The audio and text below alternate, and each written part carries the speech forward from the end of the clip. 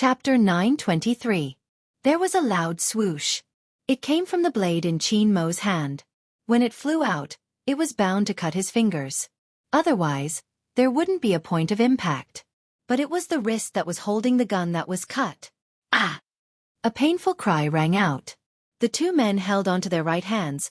Just as they were about to raise their guns again, Qin Mo's gun was pointed at the tattooed man. Qin Mo's gun was already aimed at the tattooed man on the ground. He stood there, his left hand holding the gun.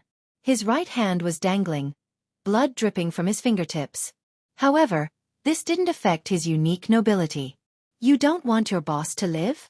They were just two underlings after all. The moment they saw their boss being pointed at with a gun, they froze on the spot. The tattooed man clenched his teeth tightly. Even the remote control had fallen into the hands of the other party. This matter had cut off his last path of escape. His face was filled with unwillingness and hostility.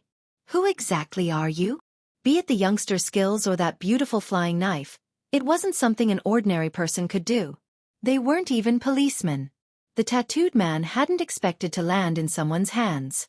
He had been living a carefree life for so many years and had never suffered a setback.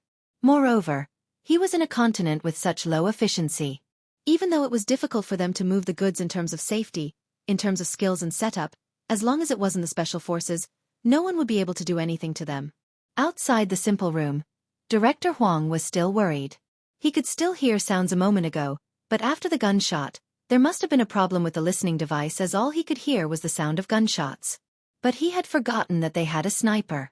Aardwolf saw everything through the hole, calmly placing his gun down. Young Master Qin has gotten the remote control. The drug traffickers are under control. Director Huang, give the order. Director Huang stilled. A second ago, he had been restless, thinking about how to mediate the crowd and minimize the damage. This second, his emotions were indescribable. How strong were the two youngsters to be able to survive in such a short period of time? Director Huang didn't waste any time, giving the order immediately. The crime squad members split into two groups, rushing into the simple room. Aardwolf, who had set up his sniper rifle, had already left the scene, as if he had never been there. In the Land Rover, the man with the codename Magician wasn't in disguise today. He was dressed in military camouflage and looked extremely handsome. Where's young master? I'm fine. Aardwolf's answer had always been concise. Magician pursed his lips. I say, can't you say something more? For example, what's the situation with young master? Do we need to follow up, or? Coyote glanced at him and interrupted. Retreat. Don't even think about marrying a wife like this. Aardwolf reacted to Magician's words. He hesitated for a moment and decided to gossip. Young master is with that boy. Which boy?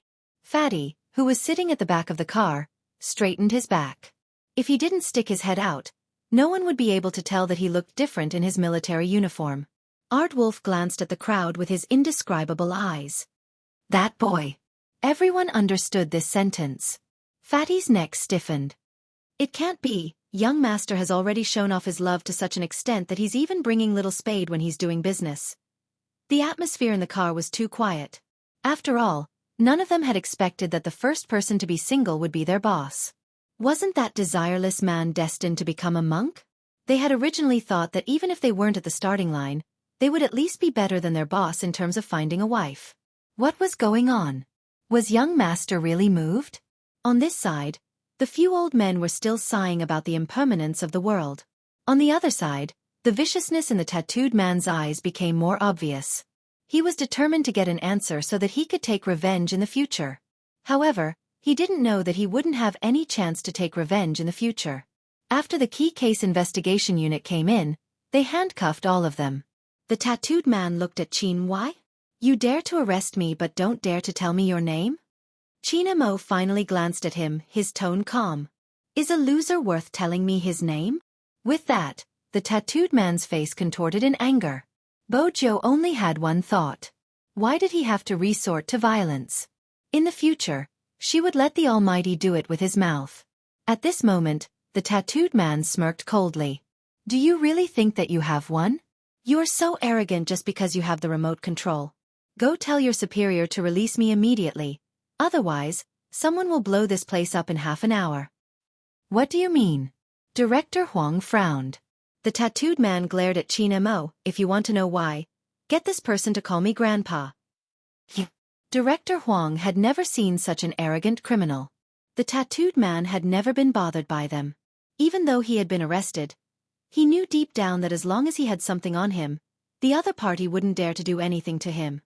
Why aren't you calling me? Or do you think that someone will be able to remove all the bombs in half an hour? The tattooed man was handcuffed, but he didn't seem to be bothered by the people in front of him. Even within their organization, there was someone who held a high position. What could these small fries do? To put it bluntly, the Chinese were no different from pigs in his eyes. But the next second, the tattooed man's gleeful expression disappeared. It wasn't because of anything else but the silver-haired youngster's light chuckle. It's just a remote control software and you want the Almighty to call you Grandpa? As expected, losers like to dream. With that, the tattooed man turned abruptly. The youngster had already removed the remote control. She was looking at him with a dark gaze, as though the malice in her eyes was stronger than his. But even so, the tattooed man wasn't completely afraid. You found out? Heh, seems like you aren't that dumb. But so what if you found out? This activation software isn't something that can be easily deciphered. Is that so? Bo Jiao stood up, stuffing a hand into her pocket. She glanced at him and smiled. That's a pity. I was fortunate enough to be one of the people who could decipher it. What? The tattooed man's expression changed, his eyes narrowing. His first reaction was disbelief. How was that possible? The program was created by that person. Unless he was one of the top 5 hackers in the world, it wouldn't be possible to decipher it. Huang, do you have a notebook? Bo Jiao hesitated for a long while before deciding to call Director Huang. She didn't call him little because she wanted to save Director Huang some face since there were so many people watching. Director Huang didn't seem to feel that the youngster was saving his face. He coughed heavily, his voice rough. Are you really confident? Director Huang had his considerations. This wasn't a small matter and he couldn't make a rash decision. The new criminal psychologist had his own plans as well. The remote control is very intricate. I think we should wait for a professional to come. What about the time? Qin Mo asked calmly. This made the man look over. Since there's no time, let's do as that desperado says. Mister, you probably don't understand, but I'm an expert in psychology. People like him will really do what they say, because in his eyes, human lives are nothing. It seems like there's someone who understands the situation. The tattooed man's lips lifted in delight. That makes things easier.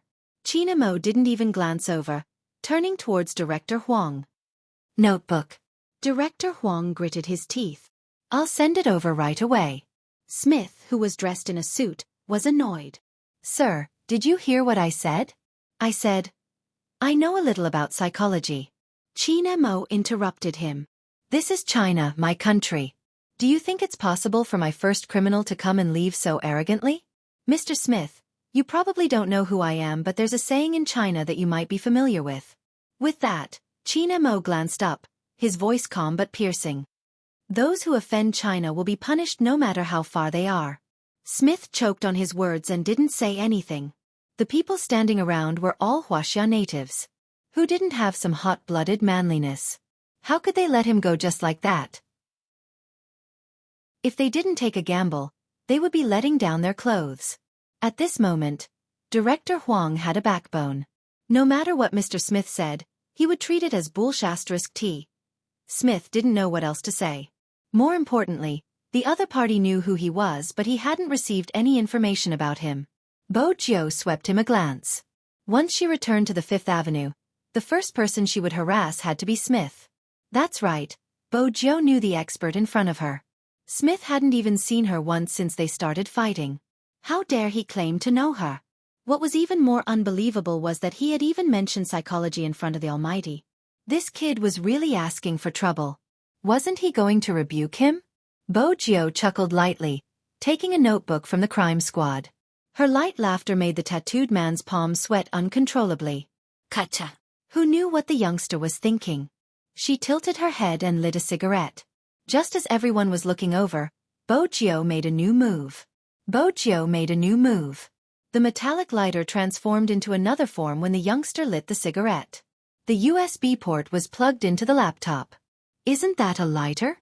Director Huang asked curiously. Bo Jiu passed the cigarette to him and smiled devilishly. "It's a lighter, but it can be used as a USB drive when necessary." Director Huang was in disbelief. He glanced down at the thing that didn't look like a USB drive at all. The intricate patterns extended into the shape of a dragon and snake, giving off an indescribable aura. Where did this ninth young master get his hands on it? But this wasn't the time to be curious. More importantly, he had to use the remote to hack into the other party's computer and destroy the software used to control the bomb. That was the only way for everything to be safe. But could young Master Jiu really do it? Director Huang had heard many ridiculous stories about the youngster in the past. One of the stories was about how the youngster had been sent to the hospital after chasing a man. Director Huang felt uneasy. No one knew what the outcome would be. Time was still moving. This meant that danger was approaching. "It's useless. Do you think you can just find anyone who knows how to run a computer?" The tattooed man's voice rose. Click, click, click. The rhythmic tapping of the keyboard seemed to be used to shut him up. It was extremely fast. It was so fast that the youngster couldn't even see the words on the screen.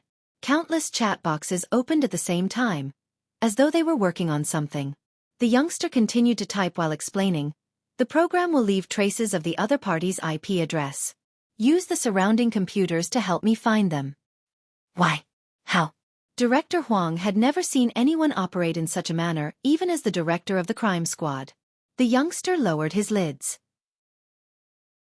When his silver hair fell down, the corners of his lips curled up, revealing his canine teeth. "It's simple. The speed of a computer depends on its operating memory. Take out all the memory and use it together. That way, it'll be fast." "Oh, found it." "Found it?" Director Huang couldn't understand what had popped up, but there was indeed a chat box paused on the screen.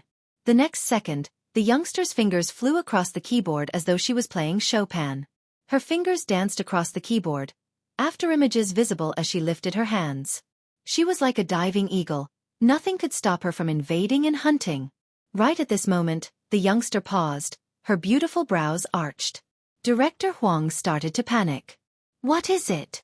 "The other party has set up a special firewall," Bo Jiu replied as she typed. "It will take some time to crack it." The tattooed man stood at the side. He had been through a lot. He glanced at the clock hanging on the wall and laughed mockingly. "Director Huang, I've told you before, the software isn't something anyone can crack. There are still 24 minutes left. If I were you, I would change your mind." "There's no need to change my mind." Bo Jiu glanced up. "This level of firewall can be cracked in 2 minutes. The tattooed man's face turned green, his fists clenched tightly. "Do you think you won't be discovered once you enter the firewall? Do you know who is guarding it?" "Your boss." Bo Jiu chuckled, replying nonchalantly. "That is indeed frightening, but I'm good at concealment. She won't be able to find me at this level." Director Huang. "You don't seem the least bit afraid, Jiu." The tattooed man understood that the youngster wasn't taking his words to heart. He wanted to see how long this fearless youngster could remain arrogant. Chapter 924. The atmosphere in the simple room became especially tense with the sound of the keyboard. It was like a race against time. Everyone knew that the most important thing to do in order to infiltrate the other party's computer was to finish what they wanted to do before the other party noticed. Which meant that she had to be fast. Not only did she have to be fast, but she also had to avoid the traps set up by the firewall. Director Huang watched as the youngster's fingers changed positions continuously. The screen seemed to have transformed into a regional network. The regional network was densely packed with defensive red lines, forming one checkpoint after another. All Bo Jiu had to do was to pass through the defenses without being discovered. The youngster's silver hair fell, her eyes dark. She didn't just have to type in the code, she also had to dodge. In reality, this was an opportunity for her. A chance to lock down the other party's base. But that would expose her intrusion. Hence, Bo Jiu didn't check the region. Instead, she flew towards the hard drive. "Found it," the youngster replied calmly. The tattooed man glanced up abruptly, his lips turning pale. "That's impossible." "Nothing is impossible." Bo Jio typed in a few codes to destroy the hard drive before pressing the spacebar. Director Huang watched as the other party's hard drive appeared on the screen. This was remote control, wasn't it? 1 minute. Bo Jio glanced at the time displayed at the side. The software required time to destroy, and once discovered, the firewall would be reactivated and it would take a lot of effort to attack. This meant that this minute was crucial. The tattooed man clenched his fists, breaking into a smile. You will definitely be discovered. Do you think it will be that easy? It seemed as though he was trying to prove his words. Suddenly, the laptop in Bo Jio's hands started beeping. The alarm caused everyone's heart to skip a beat. This is... Director Huang's expression changed. The tattooed man laughed heartily. Once the software is destroyed, the host computer will react and hunt down the intruder. I believe that since you know computers, you should be able to understand what I'm saying. Anyone could understand his words, even those who didn't know how to use computers. Director Huang placed his hand on the edge of the table. His brows furrowed as though he was trying to come up with a solution. Smith let out a long sigh. It seems like the god of fate isn't on our side. Director Huang, this isn't the time to be stubborn. Safety is the most important thing. If an explosion were to happen here, not only me, even you as the person in charge of this case, would be fired. I haven't finished my game yet. What are you yelling for? She didn't even lift her head as she continued to tap on the keyboard, gesturing for them to look at the screen. The strange thing was that the destroy bar that had paused for a moment actually started working again. This is impossible. You should have been discovered. Otherwise, the alarm would not have rung earlier. The tattooed man's eyes widened. That's impossible. Bo Jio remained expressionless. Indeed, it was discovered, but it was the other IP addresses I set up. The firewall blocked those IPs as well. When your boss cleared those IPs, it would be enough for me to destroy the program. Didn't I tell you that I'm an expert in concealment? The tattooed man did not believe that such a technique existed. However, in the apartment on the other side of the computer, when the girl discovered that the IP address had been invaded, she sneered. Her fingers were flying, and after quickly eliminating one, she was about to teach the other party a lesson. However, he discovered that another attacking IP had appeared. The girl's eyes darkened, and she began to change her target. However, when she went over to clear it away, she discovered that it was just a remnant shadow. It was like a shadow clone in a game. He had clearly struck the other party's shadow, but when he finally reacted, he realized that he had only struck the other party's shadow. No one knew where the real person was hiding. At the end of the day, it was all because of the young man's amazing hand speed and hacking skills. The installation bar was running bit by bit, and it had already reached 90%. This number caused the tattooed man to shut his mouth. He had a strong build, but at this moment, his eyes were trembling as he thought about the possibilities. How could this be? No one should be able to break through boss's defense system. At this moment, Bo Jio's left hand paused. This meant that the hunt was over. Her right hand pressed the spacebar, and with a click, she lifted the corners of her lips, spitting out 2 words. K.O. Buzz, buzz, buzz. This time, it wasn't Bo Jio's laptop that was buzzing. Instead, it was the main computer in the apartment. The girl's hand landed heavily on the black screen. Even now, she still wasn't sure what had happened to the firewall. Check, what was the other party attacking? The girl narrowed her eyes, her gaze deep and frightening. Who exactly was it, challenging her authority over and over again? The tall and slender man immediately activated the device. After less than 10 seconds, he lifted his head. The explosion program has been destroyed. Explosion program? The girl stilled, realizing the problem. She picked up her phone, dialing a string of numbers. The tattooed man's phone rang, but he wasn't in the mood to pick up the call. The countdown timer had stopped, which was a devastating blow to him. Just because he wasn't in the mood to pick up the call didn't mean it wasn't picked up. Chin Mo walked over, picked up his phone, and pressed the answer button. The girl wasn't stupid. Once she snapped back to her senses, she realized she shouldn't have made the call. She hung up immediately, removing the card from her phone. The tall and slender man watched her actions, his heart filled with unease. Something happened to the goods. It should be the crime squad. The girl tightened her grip on the phone, her voice heavy. Don't worry, I'll inform him he will be fine. It's time to push our shield out. Look for Rao Rong, talk to him seriously, ask him if he still wants to save his father. Yes. The tall and slender man's features were sinister. Now that his expression had sunk, a menacing aura emanated from him. They better not go overboard or he would kill them all. The girl knew what he was thinking. Don't be rash, the crime squad is only so powerful because of Qin Mo. But after this, his power will be completely taken away. Without the sales point, it won't just be our profit that's affected. But we have to find out who exactly is messing with my business. The countdown timer stopped. Inside the simple room, the tattooed man glared at Bo Jiao. Who exactly are you? A high school student. The youngster stood up, stuffing a hand into her pocket, a devilish smile on her face. You don't have to call me Grandpa. Daddy will be teaching you a lesson for free. You! The tattooed man's face contorted when he heard the term, Daddy. He wanted to retaliate but was stopped by the crime squad members behind him, pulling him into the police car. At this moment, Smith seemed to be in deep thought. Bo Jiao paused for a moment. She thought that the other party had some information about her and would suspect her. Unexpectedly he laughed, looking at her. You are really lucky. Z definitely isn't on the other side of the firewall. If he was there, you would have been caught long ago. But luck is also a part of victory. I wonder if you are interested in joining us and becoming one of my subordinates? Smith wasn't bad looking with his blue eyes. He looked at her affectionately since he was a fan of Oriental dolls. In his eyes, Bo Jiao's looks were flawless. He believed that no one would reject such a good offer. Bo Jiao stretched lazily, her voice calm. I'm not interested. With that, she reached out to grab his wrist. She lowered her head, looking at something.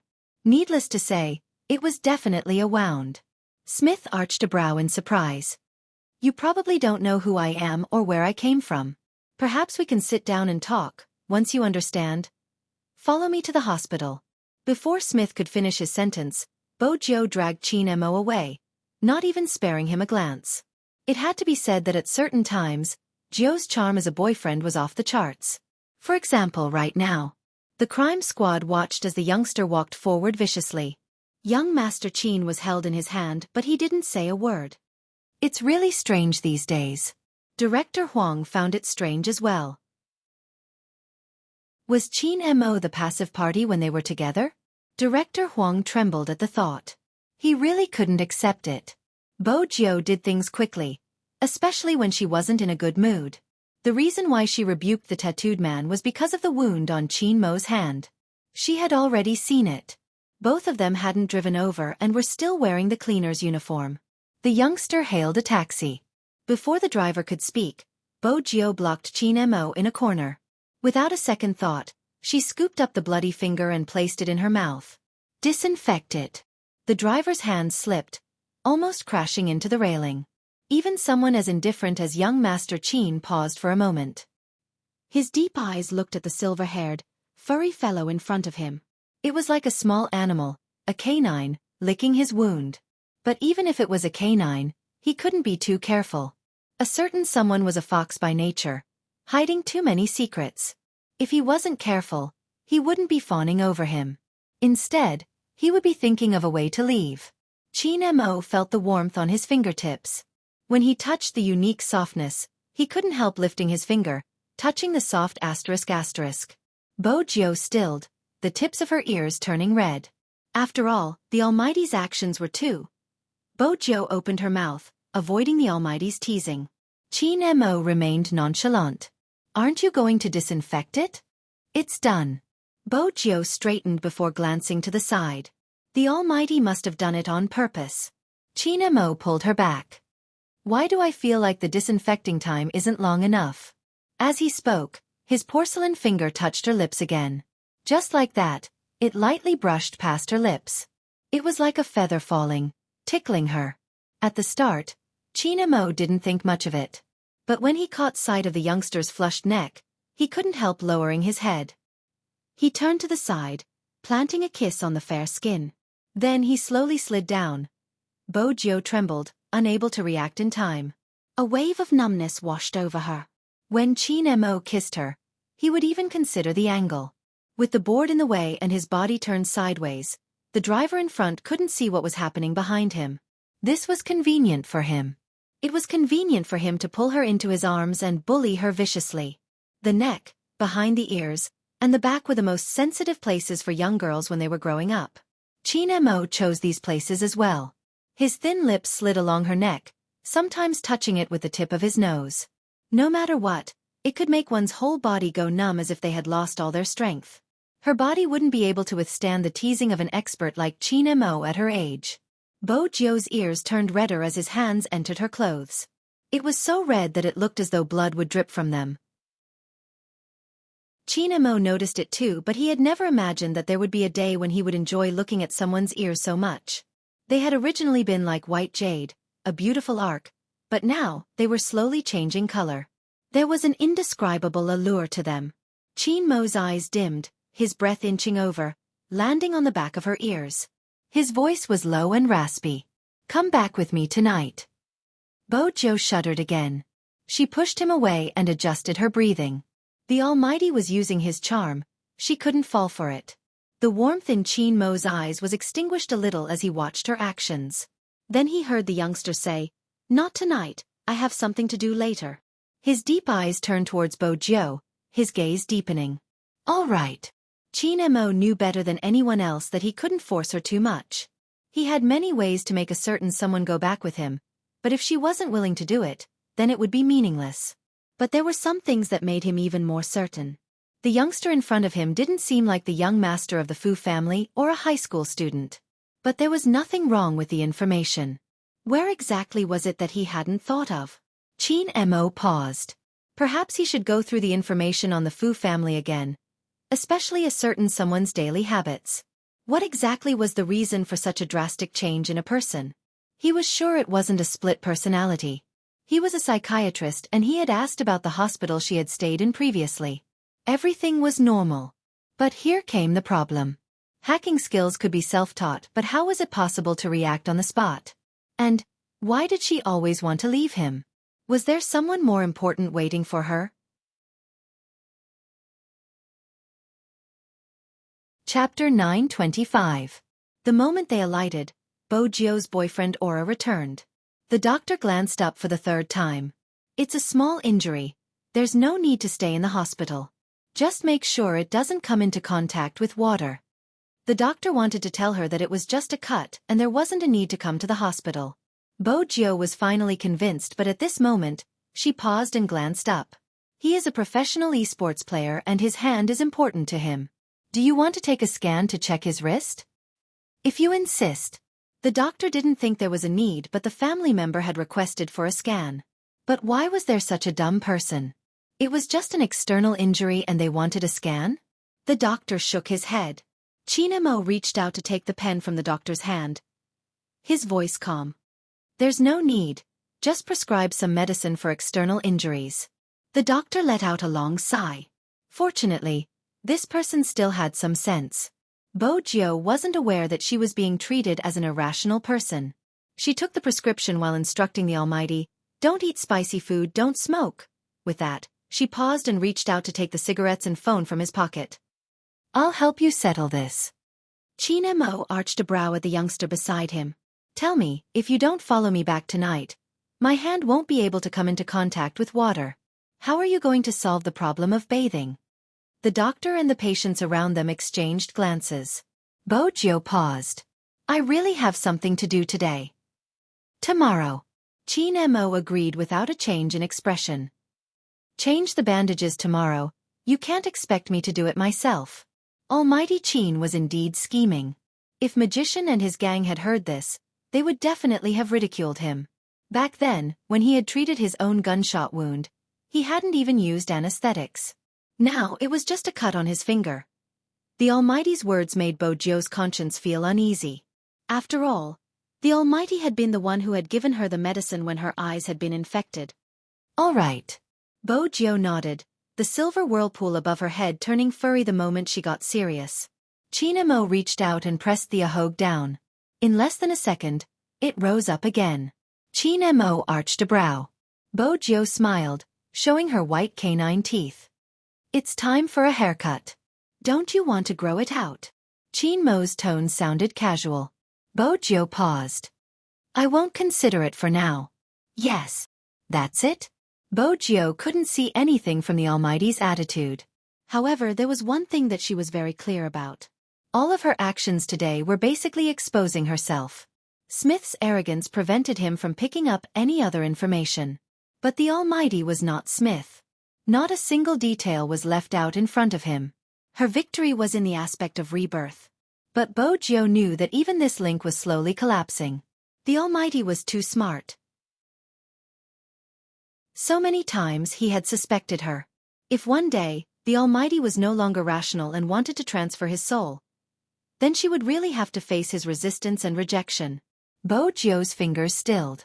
Because of this, she couldn't bring herself to talk about her childhood. At the start, she had wanted to ask the Almighty if he had any good friends when he was young. But now, she would rather he hadn't thought about it.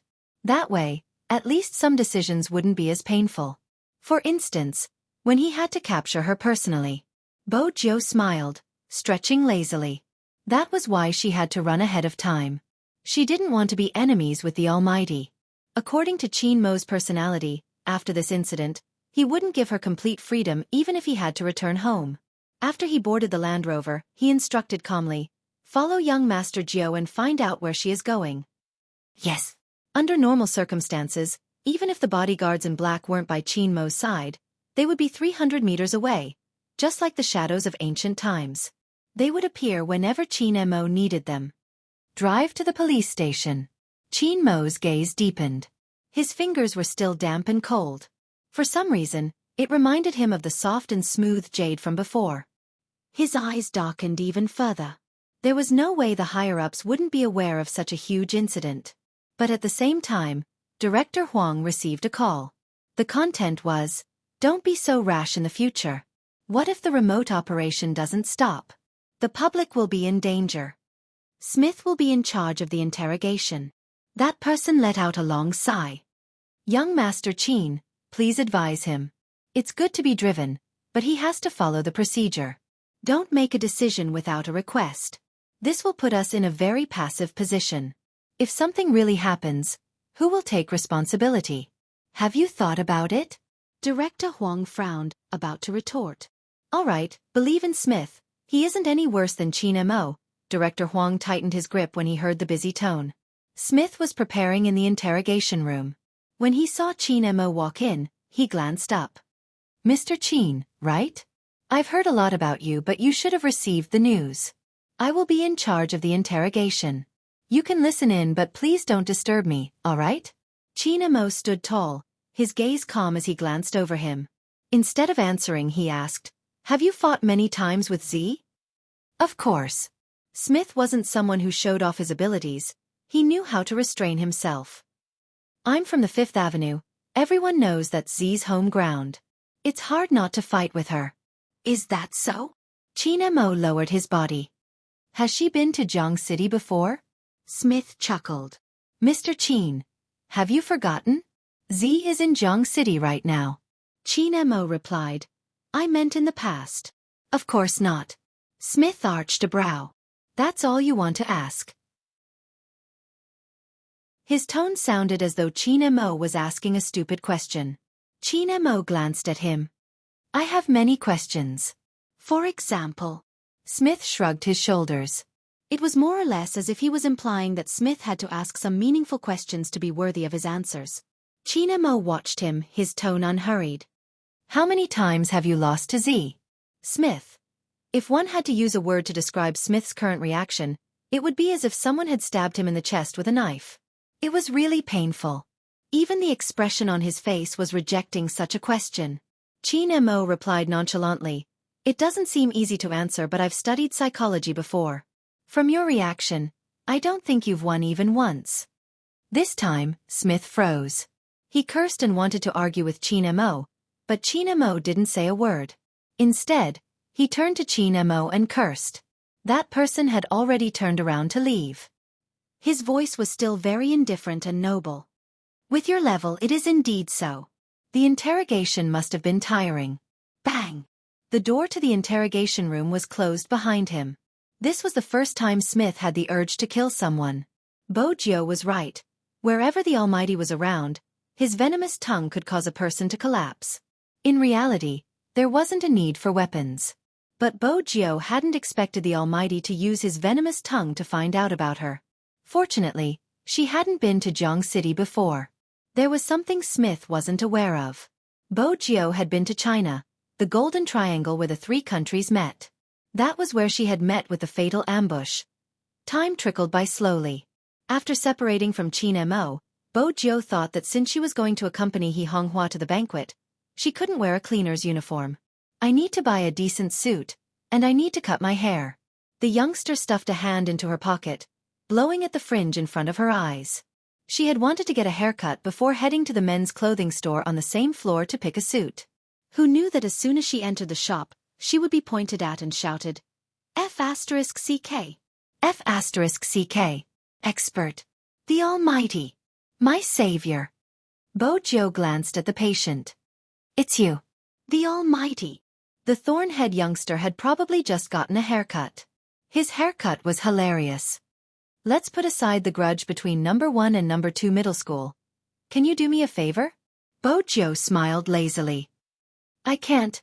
I'm in a hurry to get my hair cut. The one washing hair in this store is my little brother. The thorn-head youngster was serious. Help me play a game. I'll get him to wash your hair first. Bo Jio arched a brow. Why do you have so many little brothers? We're both working and studying. It isn't easy.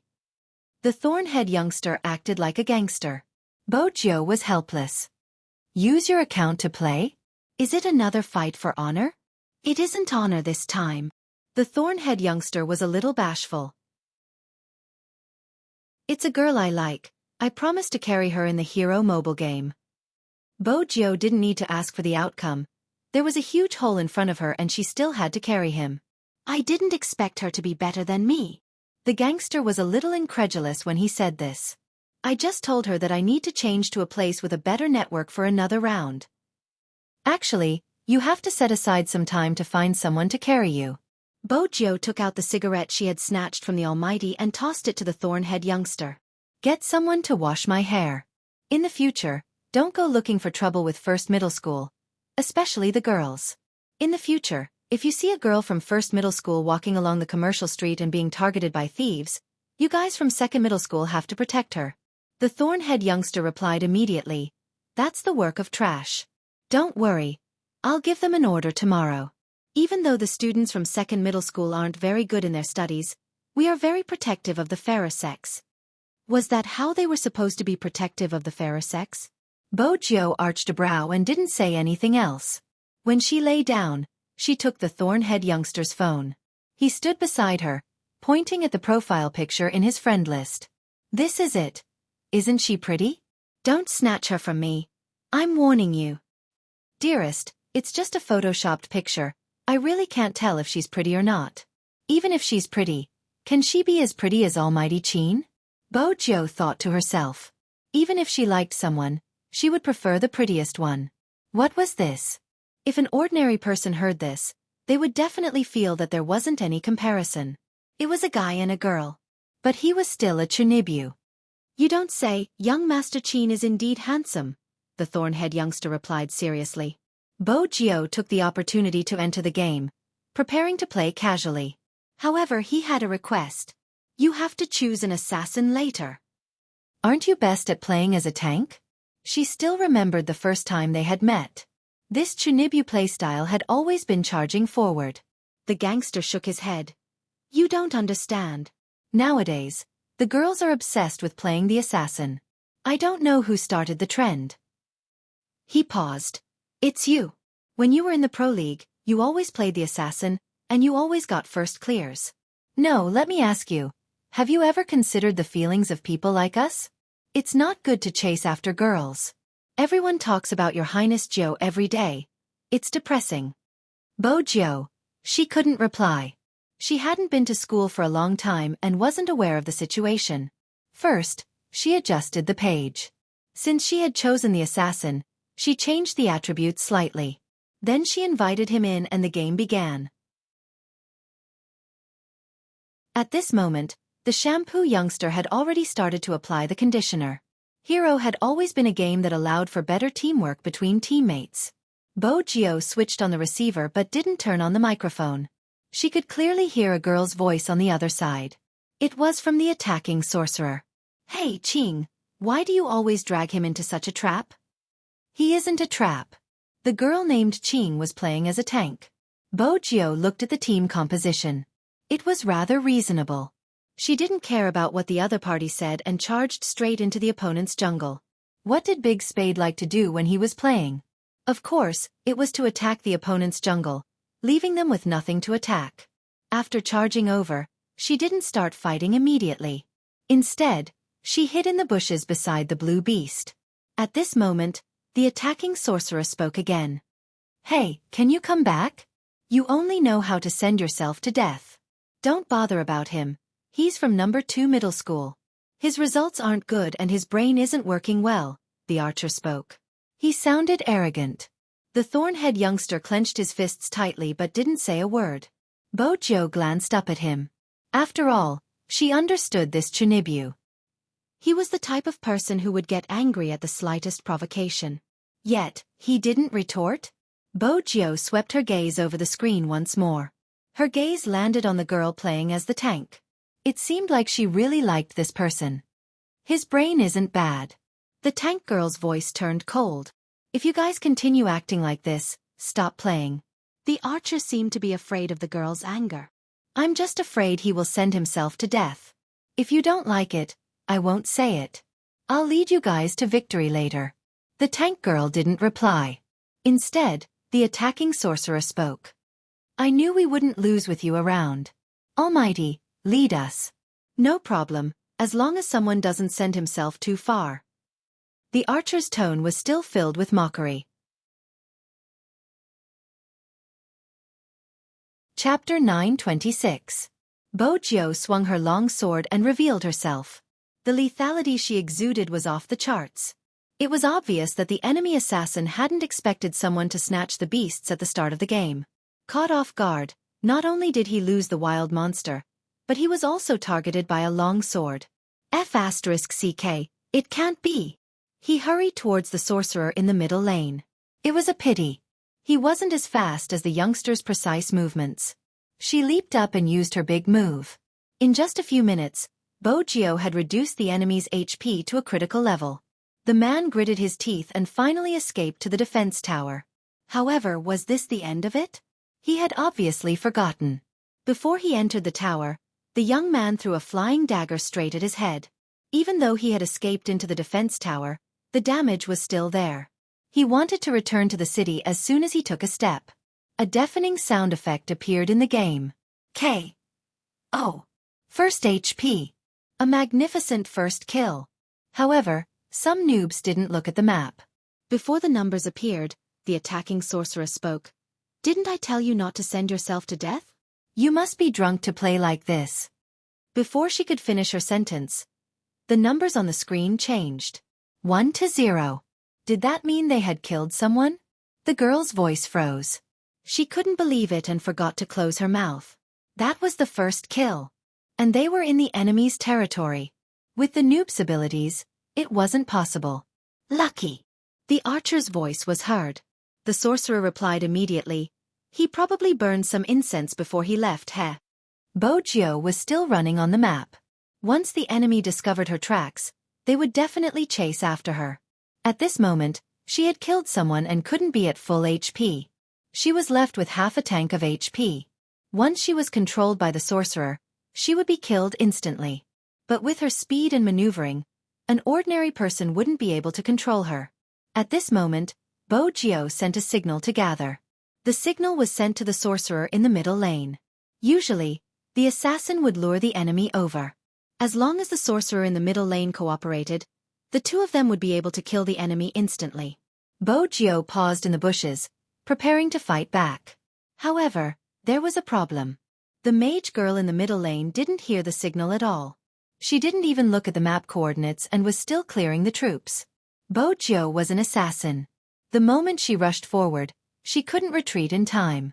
The opposing mage unleashed a powerful spell. Bo Jiao used the strength in her fingers to turn and avoid the fatal blow. However, at this moment, it was no longer suitable to counterattack. It was just the start of the game, and she didn't have enough money or HP. Her opponent was full HP, and the map showed that reinforcements had arrived. Bo Jiao turned and returned to her own tower. This time, she finally understood what it meant to be tricked.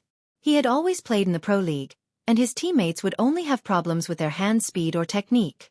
But this person... Bo Jiao glanced at her sorcerer and archer. They didn't even know how to look at the map and didn't listen for signals. How did they get the confidence to fly with the Almighty? There was one more thing Bo Jiao wanted to ask. Why was an archer shooting the blue beasts? Not fighting the red beasts, but the blue beasts? Was he trying to steal her wild? His strength was a trap for his teammates, dear. Bo Jiao scanned the area and pondered for a moment. She decided to adjust her strategy. Chapter 927. They had to develop and strengthen their finances before they could produce equipment. That was the decision Bo Jiao made after understanding the situation. Which meant that she wasn't going to participate in the team battle in the near future. Everyone who played the assassin class knew how lethal an assassin could be, right? No, the long-range archers and some attacking sorcerers were the main attackers. Under normal circumstances, the assassin class not only had strict control requirements, but more importantly, they had to be able to analyze the situation. They had to know when to attack, when to retreat, and when to counterattack. The strengths of an assassin were speed and explosive power. However, if one thought that an assassin should be like a tank and only charge forward without caring about anything else, then that would be a big mistake. It was obvious that the archer and sorceress in the middle lane thought that way. When the enemy rushed over, they shouted, "Hurry, gather in the middle lane, prepare for the team battle." The defense towers on both the top and bottom lane were being attacked. At this moment, they weren't going to save the towers and were going for a team battle? Bo Jiao obviously wouldn't head over immediately. She would clear the troops around the tower and hit money everywhere she went. Her hand speed was so fast that the gangster was stunned. That was what he was thinking. Why did the same account play the same game character? How did that character become so powerful in the hands of the other party? It was unbelievable. Just as Bo Jiao was about to attack the defense tower after the enemy on the top lane escaped with low HP, something happened in the middle lane. The sorceress came out of the defense tower. She didn't even release a stun fireball. Instead, she used her big move. She was confident that she would be able to destroy the enemy with a big move. But it was obvious that she didn't just release her skill. She didn't measure the distance. That big move had indeed hit something, but it hadn't hit the opponent. This was really awkward. Such a low-level mistake in the game. Seriously, she didn't know what to say. She could only say that she couldn't escape. Sure enough, the opponent's assassin leaped over and gave the female sorceress a close-range critical strike. Together with a stun from the archer, the female sorceress was killed in less than 2 seconds. Bo Jiao's 1v0 became a 1v1. It was a draw. The male archer ignored the tower and ran towards the city with full HP and mana. As he ran, he asked, "Where's the assassin? Don't you know about the team battle? Do you have to do this?" Bo Jiao couldn't be bothered to say anything to those who abandoned their towers when they were full of health. She skimmed over from the wilderness and jumped into her defense tower. She cleared the troops, protected the tower, and earned money. She did everything without any delay. Then, she jumped to the right and continued to kill monsters in the wilderness. She continued to increase her finances. Seeing this, the female magician's voice was filled with anger. "Why are you still fighting monsters at a time like this? Don't you know how to team up? Do you even know how to fight?" The girl who was playing the tank couldn't help but say, "Assassins need wild monsters the most. You guys just need to defend the tower. Don't form a party first. We don't need a party in the early stages. Then he's too much of a scammer." The female magus voice was still unhappy. "If this goes on, we'll be dragged down and lose." Bo Jiao arched a brow as she held onto the red beasts. She only had time to type one word. It was that "oh" word that made the female magician so angry. Chapter 928. Forget it. The male archer turned on the voice chat. He can do whatever he wants. We'll team up and attack the middle lane. The female sorcerer replied confidently, MMH. She maneuvered her character to move forward. There were two opponents as well. It was the same formation, a sorcerer and an archer. The female sorcerer saw the opportunity and immediately used a big move. This time, she managed to catch someone. But the opponent's sorcerer seemed to know how to play. He released a stun fireball and with the help of the archer, he knocked the female sorcerer out on the spot. The next moment, he used a big move. Ka! The female sorcerer died again. This time, the male archer didn't run because he was hit by the arrow, slowing him down. He couldn't escape even if he wanted to, seeing that he was about to be killed to critical health. Right at this moment, a sharp blade flashed past. A small knife symbol appeared above the archer's head. The next moment, Bo Jiao appeared like a bolt of lightning, a perfect explosive attack. In an instant, the archer's HP dropped to a critical level. At this moment, the sorcerer used another stun ball. Bo Jiao tilted her body, dodging it perfectly. She threw a flying knife at the sorcerer before sweeping her long sword. Both the archer and sorcerer were on the verge of death. At this moment, their lives were hanging by a thread. Bo Jiao just needed one more move and she would be able to take both lives easily. However, the male archer wasn't aware of the situation and continued to attack fiercely. Coincidentally, it was shot by him just like that. The game's music blared. Double kill.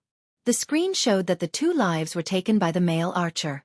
Hence, the female sorcerer's tone became even more eccentric. Look, that's the Almighty. He should learn from some traps and just charge recklessly. It's fine. I'll be watching from the back. Even if he charges into the crowd, he'll still be able to survive. The male archer really believed that he had taken the credit for the double kill. This kid seemed to have forgotten who had saved him when he was almost killed. Why was it the other way around? Bo Jiao glanced over at the thorn-head youngster. Where did he come from? Is that how they play? He's from number 1 middle school. The gangster clenched his fist. That's why I don't like these students from number 1 middle school. But I have to admit that he's very good at playing games. Bo Jiao's lips twitched. You call this good at gaming? He just got a double kill, the gangster said seriously. Bo Jiao arched a brow, her tone calm. He won't have the chance to kill again. Why? The gangster didn't understand. Bo Jiao moved her fingers, clearing another wave of soldiers. Without me, he would have been killed. It was a fitting scene. The moment Bo Jiao finished her sentence, news of someone being wiped out came from the middle lane. This time, it was the opponent who got the double kill. The score changed from 3-2 to 3-4. It was obvious that Bo Jiao's team was lagging behind. Not only that, but they also destroyed one of their defense towers. Even the second defense tower was only left with half of its original structure. Fortunately, there was still the girl who played the tank.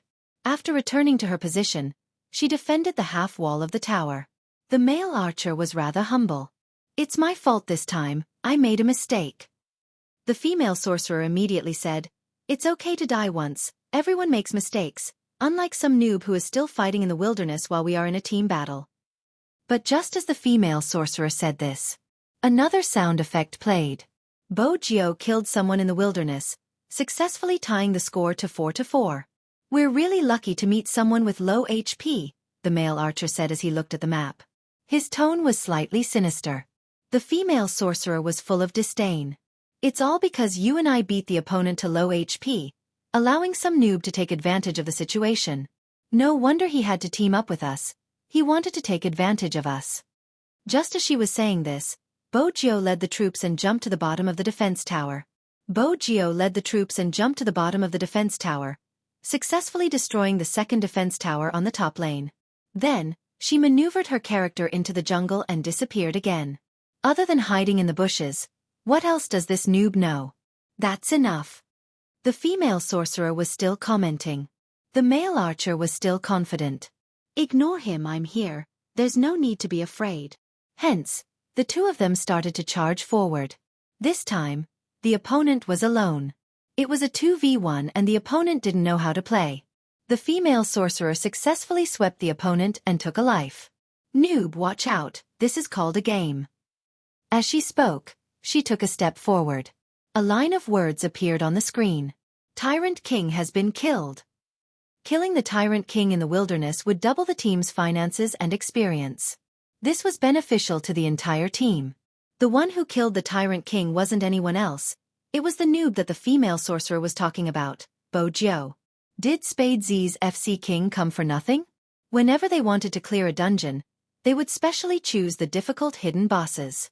That was why they shocked Zone C time and time again. At this moment, the male archer was still speaking. It's normal for an assassin to kill a Tyrant King. If I was an assassin, I would have killed the Beast King by now. Bo Jiao replied calmly, you can give it a try and see how long you can last before being killed by the Beast King. The male archer could tell that she was being sarcastic. His anger rose. What do you mean? Are you trying to say that I'm not a good player and that I'm a noob? Under normal circumstances, no one would reply to his question since they had to be careful. But when the word yes appeared on the screen, the male archer wanted to curse. Hee, everyone can see who's the noob. What about you? You aren't even participating in the team battle. What right do you have to criticize others? Don't listen to him. Let's go kill the Beast King. There are 4 of us now. It'll be easy. Was that really the case? They walked over. Bo Jiao sent a message to retreat. Unfortunately, only the girl who was playing the tank hesitated for a moment.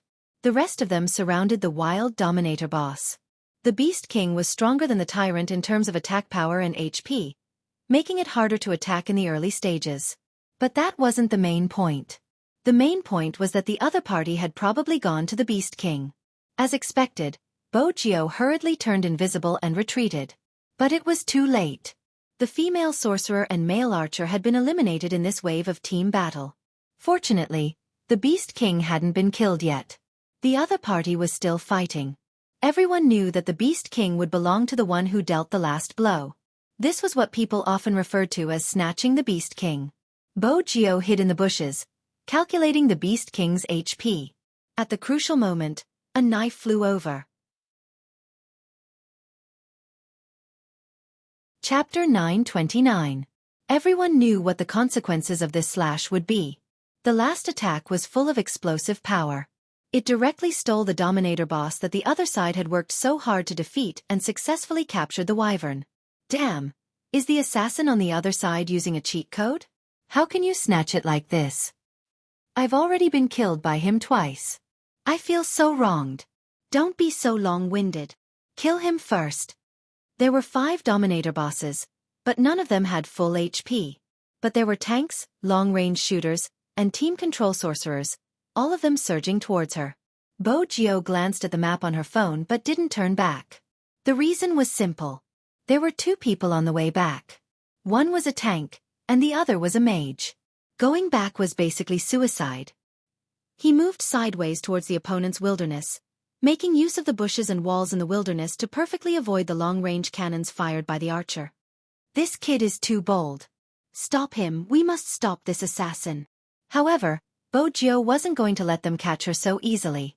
When she escaped, she didn't forget to throw a flying dagger at them. 2 people were sent flying in a row, and both of them were slowed down by her. He was about to escape.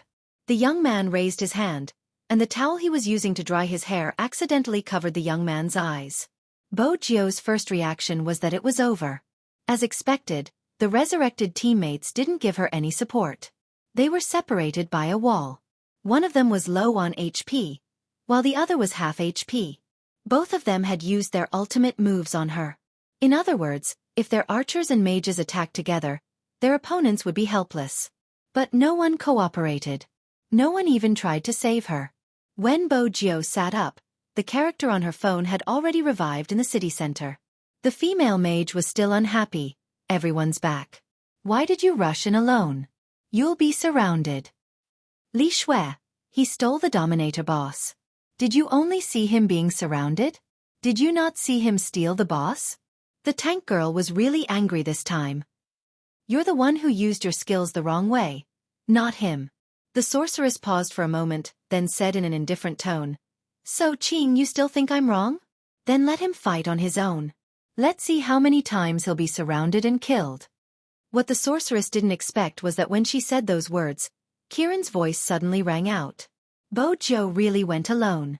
At the very least, there were wyverns at the front and troops at the back. It was equivalent to having a tank to help her resist the tower. The defense tower at the bottom lane had been turned into an empty shell by Bo Jiu. The male archer was still in the middle lane. You don't want to join us and still insist on taking the wrong path.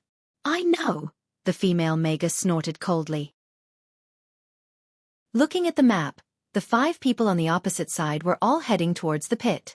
He added, they're basically looking for death, all right? No, something's wrong. Instead, someone from the opposing side reacted. It was because he usually watched the pro scene, but now he only paid attention to one thing. That was, the income of this assassin was more than double of theirs. In other words, with the same game character, the opponent's attack power would be much higher than theirs. Don't go! Before he could finish his sentence, the game's music blared. Oh, 1 kill. Look, he's dead. The female magus shrugged. And you still say you're not a scammer.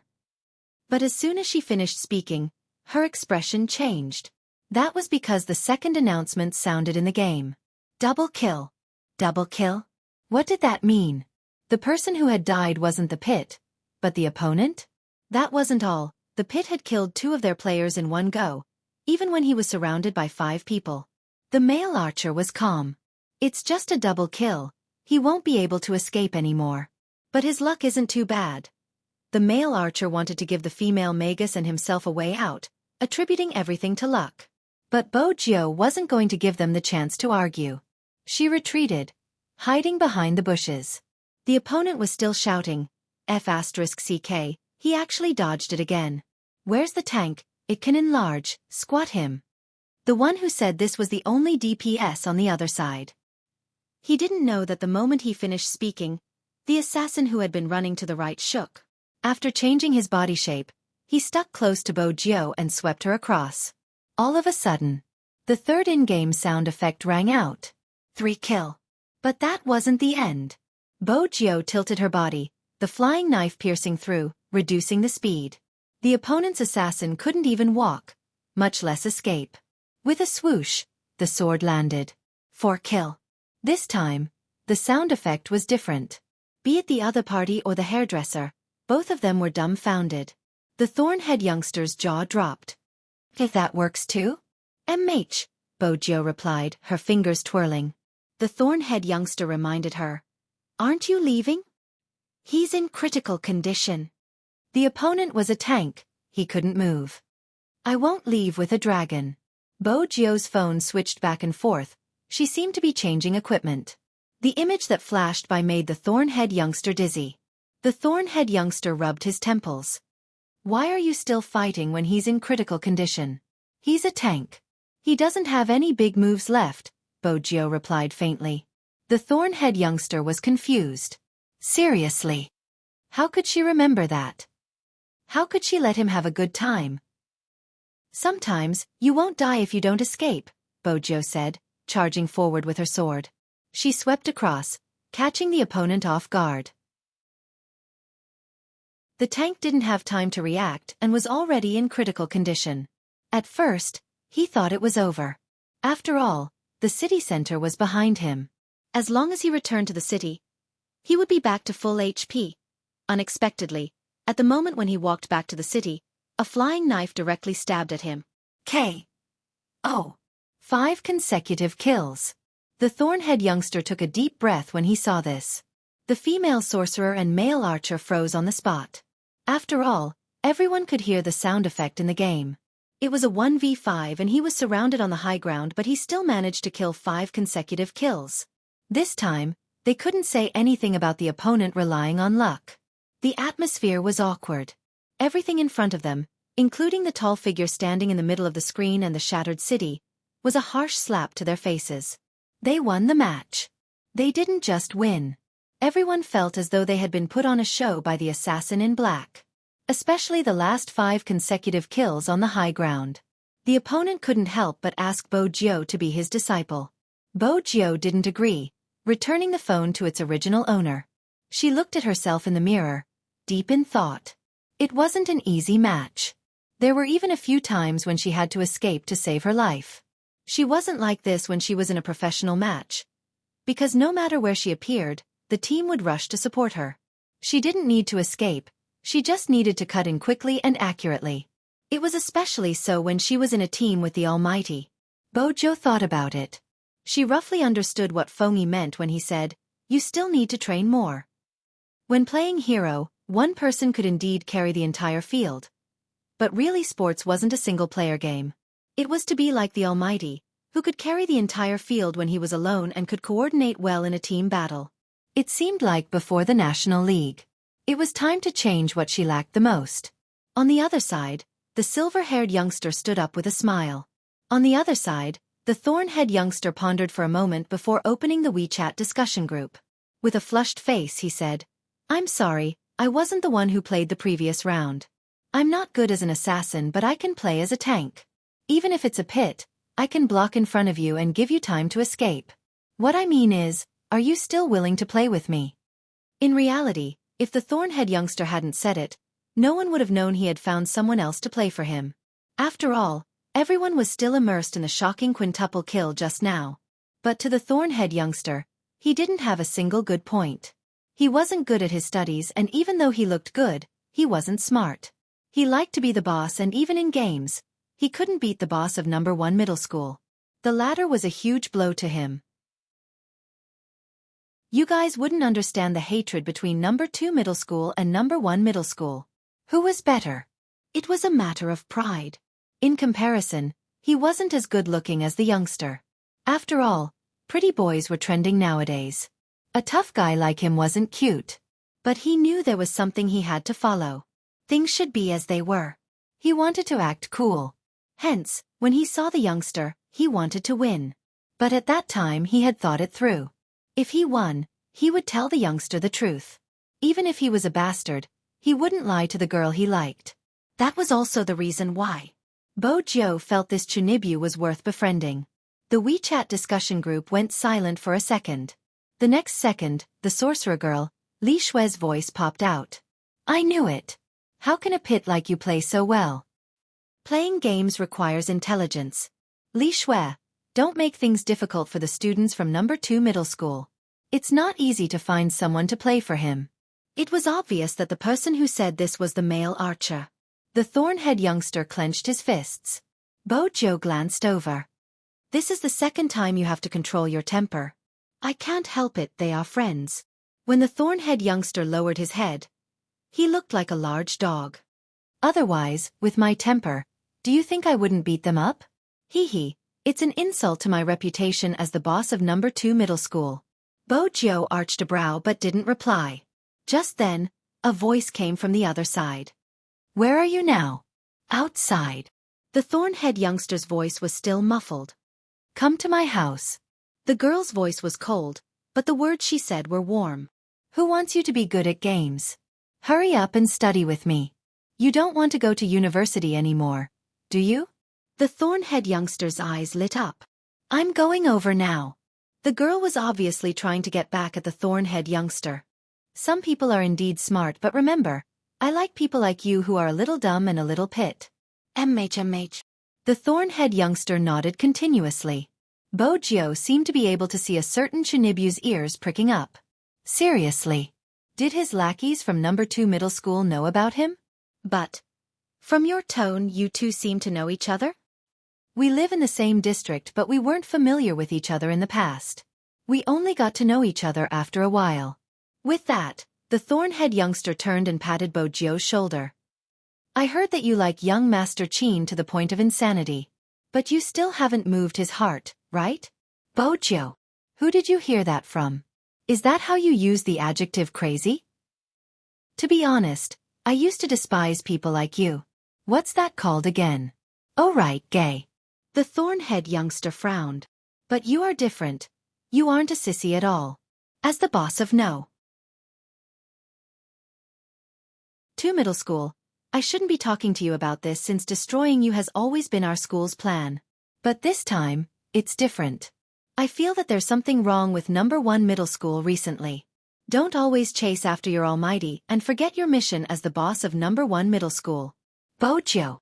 What did he mean by mission as the boss of number 1 middle school? This was a conversation between a Chunibyu. What problem? Bo Jio asked casually. The thorn-head youngster caressed his chin. Someone wants to buy the trending searches. It's the girl who played with us just now. Buy the trending searches. Bo Jio frowned. Why would a high school student want to buy the trending searches? The thorn-head youngster shrugged. I don't know the details, but I know who her target is. It's a web novelist who seems to be depressed. Bo Jio glanced up. Why are you telling me this? Aren't you an esports idol? The thorn-head youngster pouted. An idol has to display his strength and let the people who like you learn from him. Someone should believe your words. My girlfriend likes that web novelist quite a bit. Bo Jio arched a brow. Your girlfriend? The girl who played with Tank just now. Isn't she pretty? The thorn-head youngster asked shyly. Bo Jio replied lazily. She just asked you to go home for tuition. How did she become your girlfriend? Didn't you hear her say she likes me? The thorn-head youngster shook his head. Forget it. Someone like you who doesn't get confessed to often wouldn't understand. Bo Jio.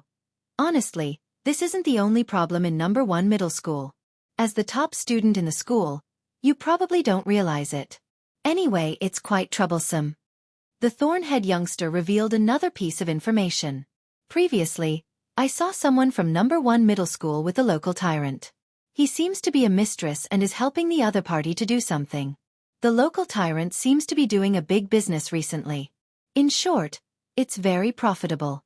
But the dangerous thing is, when I went to socialize with my old man, I heard him say that as long as he took down the school, he would earn more than that. Speaking of which, aren't the students from number 1 middle school all dumb geese who only know how to study? Why is it more chaotic than number 2 middle school? It didn't seem to be important, but it revealed a lot of information. Bo Jio memorized everything without batting an eyelid. She stuffed her hands into her pockets and glanced at the clock hanging on the wall. I have something on, I have to go.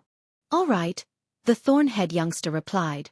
When I go to socialize again, I'll help you look after the students from number 1 middle school.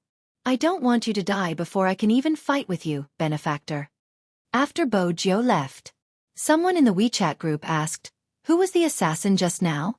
I recorded it and posted it online. Not far away, there was a chef making pastries and some barbecued meat. This meant that people could order whatever they wanted to eat on the spot. In the past, He Honghua didn't have the right to attend this gathering. It wasn't because she wasn't rich enough, but because the other party invited Su Mei. This time, He Honghua attended because she was clear that she had to do something at the right time. Her Jiu was already a professional esports player. She was bound to become more and more popular in the future, to the point that almost all the students were talking about her. Because of this, she couldn't step back. She didn't want people to say, "Look, that's her." Her mother came from the countryside, and she's a shrew who can't even write. When people talked about Jiu, they would say, "Look at that person." Humans were just that weird. In the past, He Honghua never cared about what others said about her.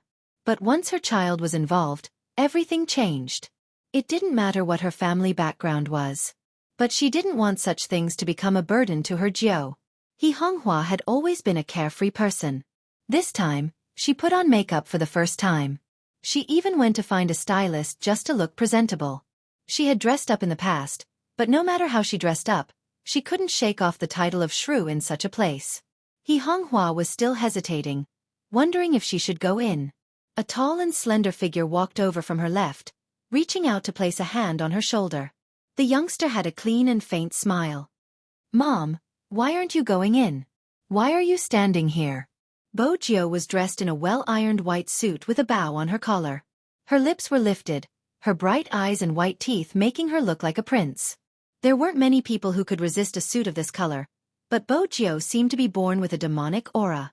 Even though it was white, she could still exude a devilish aura. It was very attractive. Even He Honghua felt that her Jiu was so handsome that it made her blush. Her round face broke into a smile, filled with delight. Bo Jiu arched a brow, bending her arm into an arc. "Let's go, Madam He, enter." He Honghua had never been invited like this before. She paused for a moment, then clumsily moved her arm forward. Madam He, be more confident. Trust me, your Jiao is so handsome. It will definitely give you extra points. Bo Jiao's face didn't blush when she said this. Her heart wasn't racing. Instead, there was a smile on her beautiful face. She was really narcissistic. But because of this sentence, He Honghua's heart wasn't as chaotic and uneasy as when she had first arrived. Yes, be more confident. She was here to eat. Bo Jiao glanced over as she walked, observing He Honghua's side profile. When she saw the smile, her lips lifted. He Honghua still had to ask, "What did you do today? I didn't see you at the club. Your teammates said you weren't training today." Bo Jiao wasn't going to tell He Honghua about defusing the bomb. She reached out and tugged her suit, smiling devilishly. "I went to buy this and even got a haircut. I'm going to accompany Madam He to the banquet. How can I not bring my own equipment to carry the crowd?" He Honghua laughed. "You child." The moment they entered, they caught everyone's attention.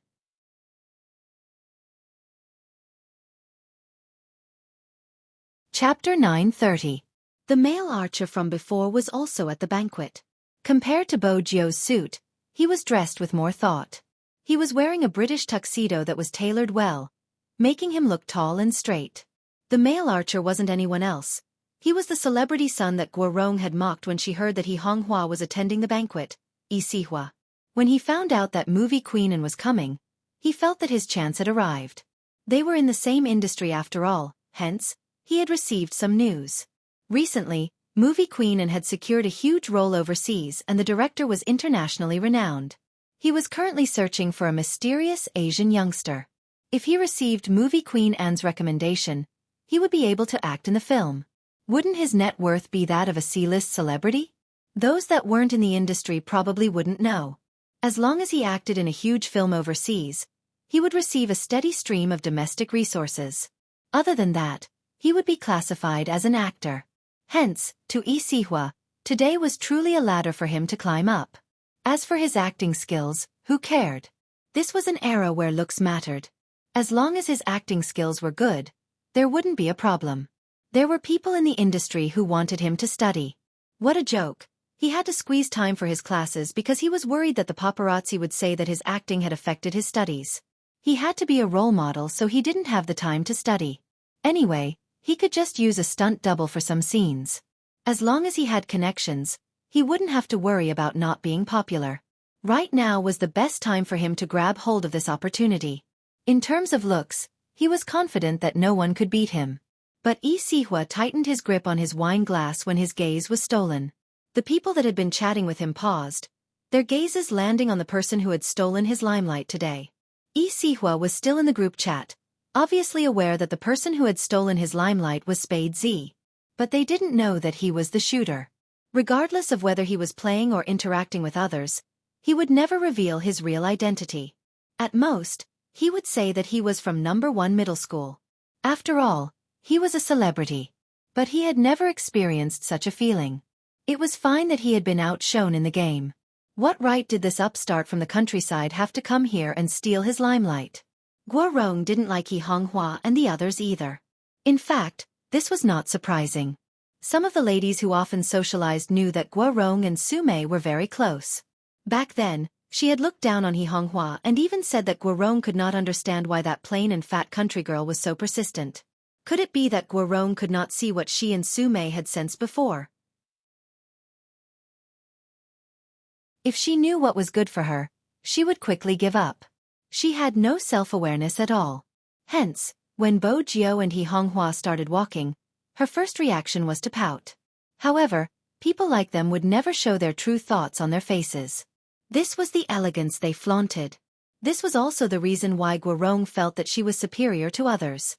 She looked down on people like He Honghua who came from the countryside and wanted to join them no matter what their status was. Not to mention that son of hers. Not only was she a love-struck fool, she even dared to attack his own father. Guo Rong had also heard Su Mei talk about this person. Other than being a professional esports player, there was nothing good about him. But even though esports sounded nicer, it was just a game.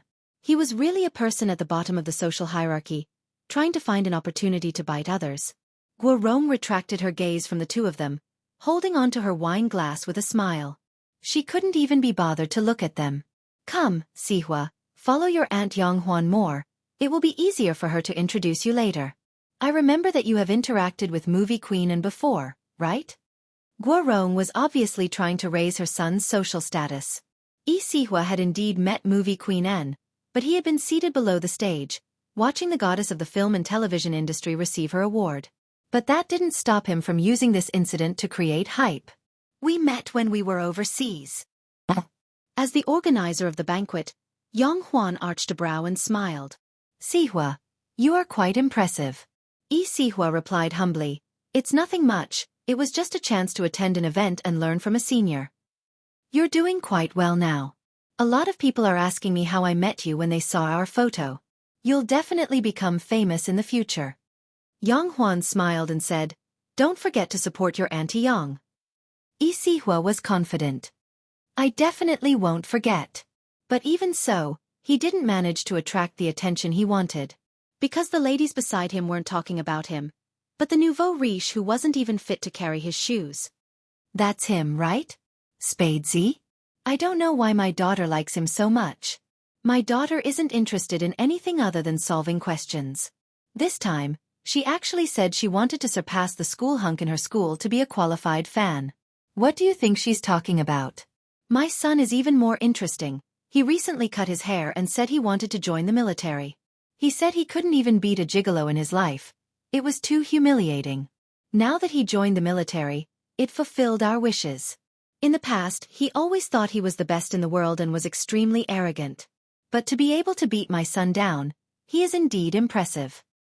It's good to have such a child.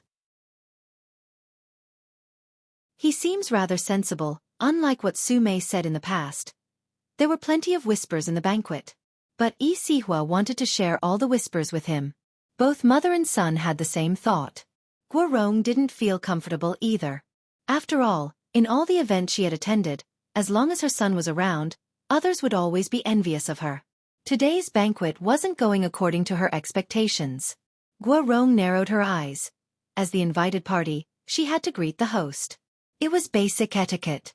Hence, the moment Bo Jiu entered, she brought He Honghua towards Yonghuan. If it had been He Honghua herself, she wouldn't have been confident. But with Bo Jiu around, things were different. He Honghua greeted Yonghuan naturally. To Yonghuan, maintaining harmony in social settings was basic etiquette. Even if He Honghua wasn't invited, it didn't make a difference to her. She knew how to make polite small talk. In the past, Guo Rong could have done the same. But now, she couldn't do it. She wasn't someone who deserved to attend such banquets. How could she bring up the tempo? Boss He, it's been a while. Guo Rong smiled and said, your son is becoming more and more outstanding. I think our situation is quite similar. We only have one son in our family. However, Sihua has always been sensible and humble. He has never caused any trouble outside. Even though he is famous now, he has not become arrogant. As for your son, she paused, frowning before continuing, the negative news hasn't stopped. Actually, as parents, we have to consider everything for our child. It's good to be famous, but if he isn't, he would be rash and easily get into trouble. It's better for our family to keep an eye on him. It's more important for him to cultivate both internally and externally. I remember your son wasn't used to such occasions. How is he now? He should have learned how to drink red wine, right? Of course, she still remembered Guo Rong. But she didn't have a deep impression of her son. The reason Guo Rong mentioned how to drink red wine was to mock the first time she had attended a gathering with Su Mei. When others had clinked glasses with her, she had gulped down large mouthfuls. She hadn't been aware of this aspect. At that time, the original body had treated Su Mei as a good person. She hadn't known that Su Mei had brought her out just to embarrass her in public. And Guo Rong had been one of the participants. He Honghua understood what Guo Rong was implying. Her gaze dimmed. She told herself not to be rash. If she was rash, she would fall into the other party's trap. It was better to tolerate it. If she lost her temper, it wouldn't be worth it for her Jiu to be criticized for her lack of upbringing. According to Bo Jiu's personality, such words would go in one ear and out the other. She would just ignore it. But today, He Honghua was here. In this world, there would always be such a person. You couldn't allow her to suffer. To Bo Jiu, He Honghua was such an existence. I've been doing some research on red wine recently. Bo Jiu stuffed a hand into her pants, a devilish smile on her face. Thank you for your concern, Boss Gua. In Gua Rong's memory, the youngster was still a weak and useless nouveau riche. Now that she heard the youngster's words, she stilled for a moment before breaking into a smile. It's good that you know. I would like to get Sihua to teach you. Both of you are around the same age. Even though there are differences in some aspects, it should be easier for you to communicate. Of course, other than gaming, you don't do anything else. Unlike our Sihua, he has to study every day besides reading scripts. Bo Jiu lifted her lips. Boss Gua, why do you think I don't do anything else? Aren't you esports players just gaming? There wasn't anything wrong with Gua Rong's words and actions, but everyone could hear the disdain in them. Bo Jiu looked at her, her voice calm. I think Boss Gua has some misunderstandings about our profession. We don't just play games. A professional esports player has to be online for at least 8 hours a day. 4 of those hours are for basic training, reflexes, hand speed, positioning, as well as the coordination between the team members. They have to be practiced repeatedly. Also, Boss Gua, I believe that respecting people from all walks of life is the foundation of being a boss. What do you think, Boss Gua? Gua Rong was at a loss for words. She had never expected this little country bumpkin to become someone she couldn't fight back against. She had led her into the gutter without a word. There were many people present and they had started their careers in various industries. Of course, she knew what mistake she had made. Yang Huan didn't want anything unpleasant to happen during the banquet since Mizan was coming later. So when she saw any signs of trouble, she immediately said, Kids these days are more thoughtful than we were back then. Director Gua doesn't mean that. Come, let's have a toast. Let's keep our words in the wine. Yang Huan wasn't being fair, but regardless, Gua Rong was someone she interacted with regularly. He Honghua was an outsider after all. Inviting her to the banquet was just to make up the numbers. Between the two, she would definitely lean towards Gua Rong. I felt like something was missing since just now. Yang Huan glanced towards Sihua. I haven't chosen the music yet. Sihua, why don't you play a song for us? Actually, the way they treated each other was equivalent to leaving He Honghua and Bo Jiu in the cold. Bo Jiu had never attended such events with He Honghua before. But when she saw that He Honghua was used to it, the warmth in her eyes dissipated. How many times had she been ostracized for it to become a habit? She knew how much effort He Honghua had put into this banquet. Perhaps she didn't care. But even if she didn't care, she shouldn't be in such a state. It didn't matter if she didn't attend such a banquet. Bo Jiu was about to speak when a familiar voice came from beside her. A familiar voice came from beside him. Auntie Yang suggested it, so it should be possible. But I heard young Master Fu's words just now, and it seems to be very impressive. Why don't I play a part for young Master Fu? I don't need to play any famous songs. Just basic piano basics. Young Master Fu should know, right? Bo Jiu glanced up towards Sihua, arching a brow. Was this the male archer from earlier? Sihua wasn't aware that she was good at disguising herself and was extremely sensitive to voices. Moreover, Sihua's tone was filled with disdain. Naturally, she could tell who he was. Or do you mean that young Master Fu doesn't even know the basics? Sihua continued, clearly not giving her a way out. Even though he hadn't interacted with this useless person, he knew a little about him. He didn't even know how to touch a piano, much less play it. How dare he be so arrogant in the game and steal his limelight? He was going to let him have a taste of the consequences in real life. Even though they had a piano at home, He Honghua had never heard her Jiu play it before. She had always assumed it was just a decoration. After all, her Jiu liked to show off. Sihua was doing it on purpose to embarrass her Jiu. He Honghua clenched her fists, wanting to say something. Bo Jiu was faster than her. Should I play first or you? He Honghua paused, glancing up instinctively, her eyes filled with worry. Sihua chuckled. You can go first. I'm afraid you won't have the mood to play after I start since I'm a professional. The mockery in his words was obvious. He was clearly trying to belittle her. Oh, so you're a professional? Bo-Jio walked forward casually, standing tall beside the piano. She glanced up, her gaze devilish.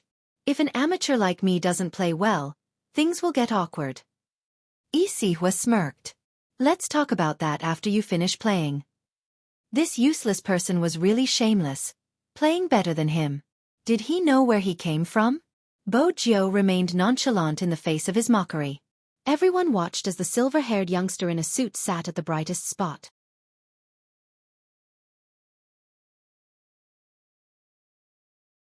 Chapter 931. There was a sudden gasp from the crowd. Both Bo-Jio and the mocking Lee Si-hwa turned towards the source of the sound. A woman walked in from the door. She seemed to be the beloved child of God.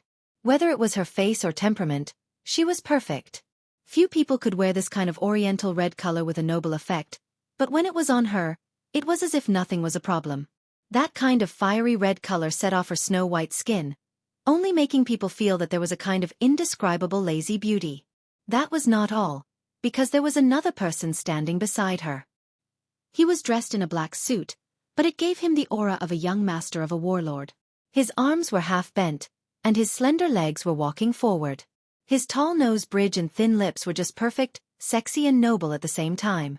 Who else could it be other than the ravishing young Master Qin of Jiang City? The woman in his arms was movie Queen Anne, whom Yang Huan had been looking forward to meeting for a long time. In reality, not many people knew that movie Queen Anne and Qin Mo were mother and son. Mainly because no one knew about movie Queen Anne's background other than acting. Her appearance this time. Many were shocked. In terms of age, the two of them didn't seem to be a match. Besides, for young Master Qin to accompany her and intentionally lower her status, she must be a relative of the Qin family. Could movie Queen Anne be one of young Master Qin's cousins? The wrong guess was because movie Queen Anne didn't look like someone in her 40s. Other than Yang Huan, Bo-Jio was the only one who knew the truth. But Bo-Jio was surprised that the almighty and movie queen would attend the banquet. Based on their personalities, they shouldn't have attended such events. That was indeed the case.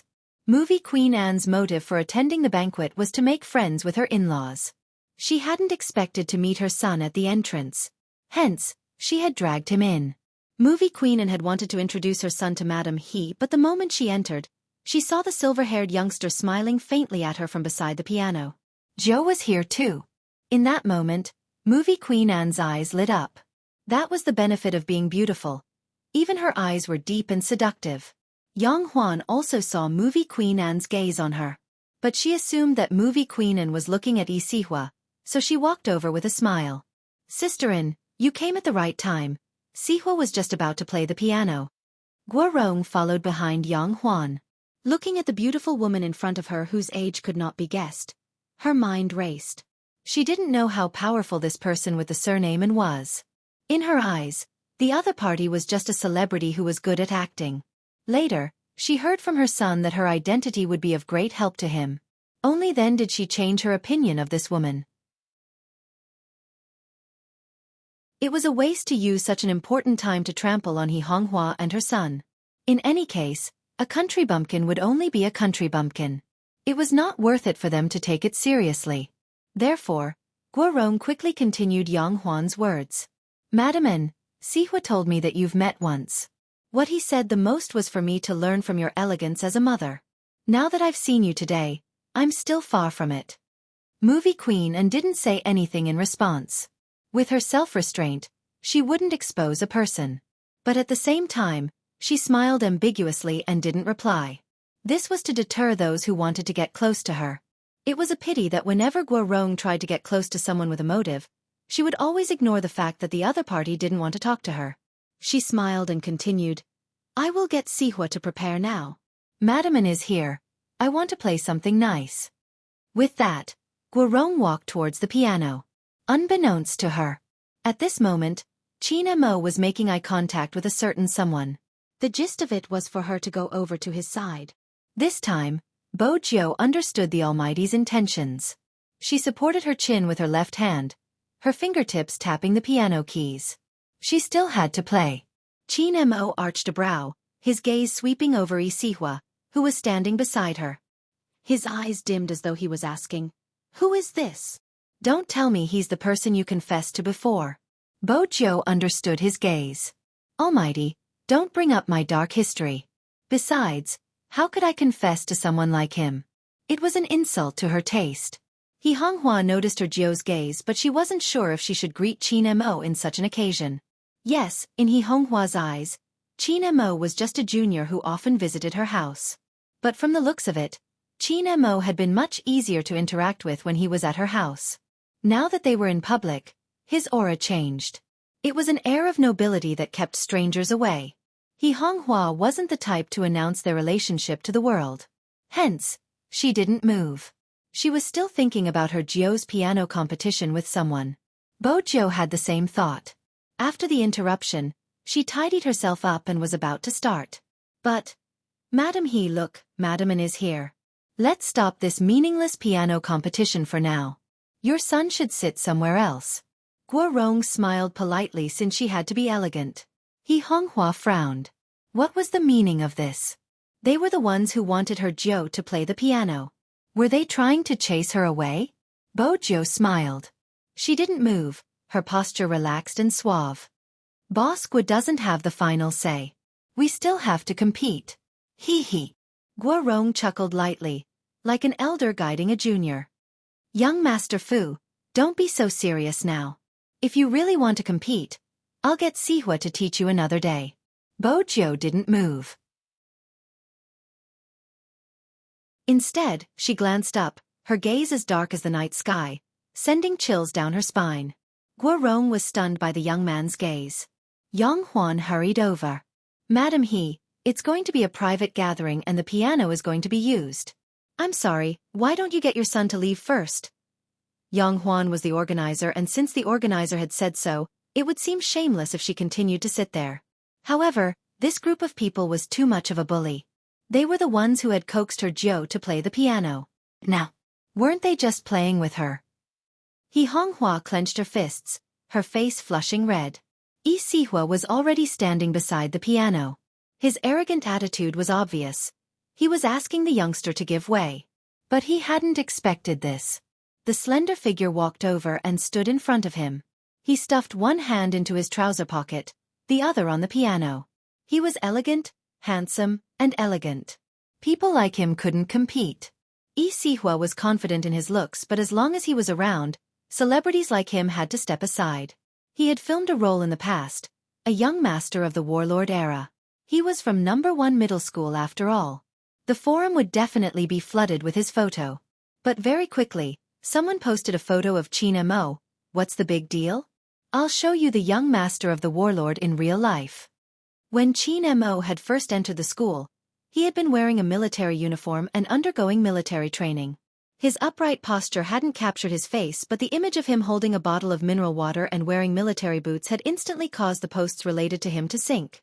At that time, he had been thankful that Qin Mo wasn't in the entertainment industry. Now that he was facing Qin Mo, Yi Sihua didn't have any temper.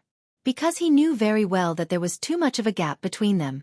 What confused Yi Sihua the most was movie queen Anne's words.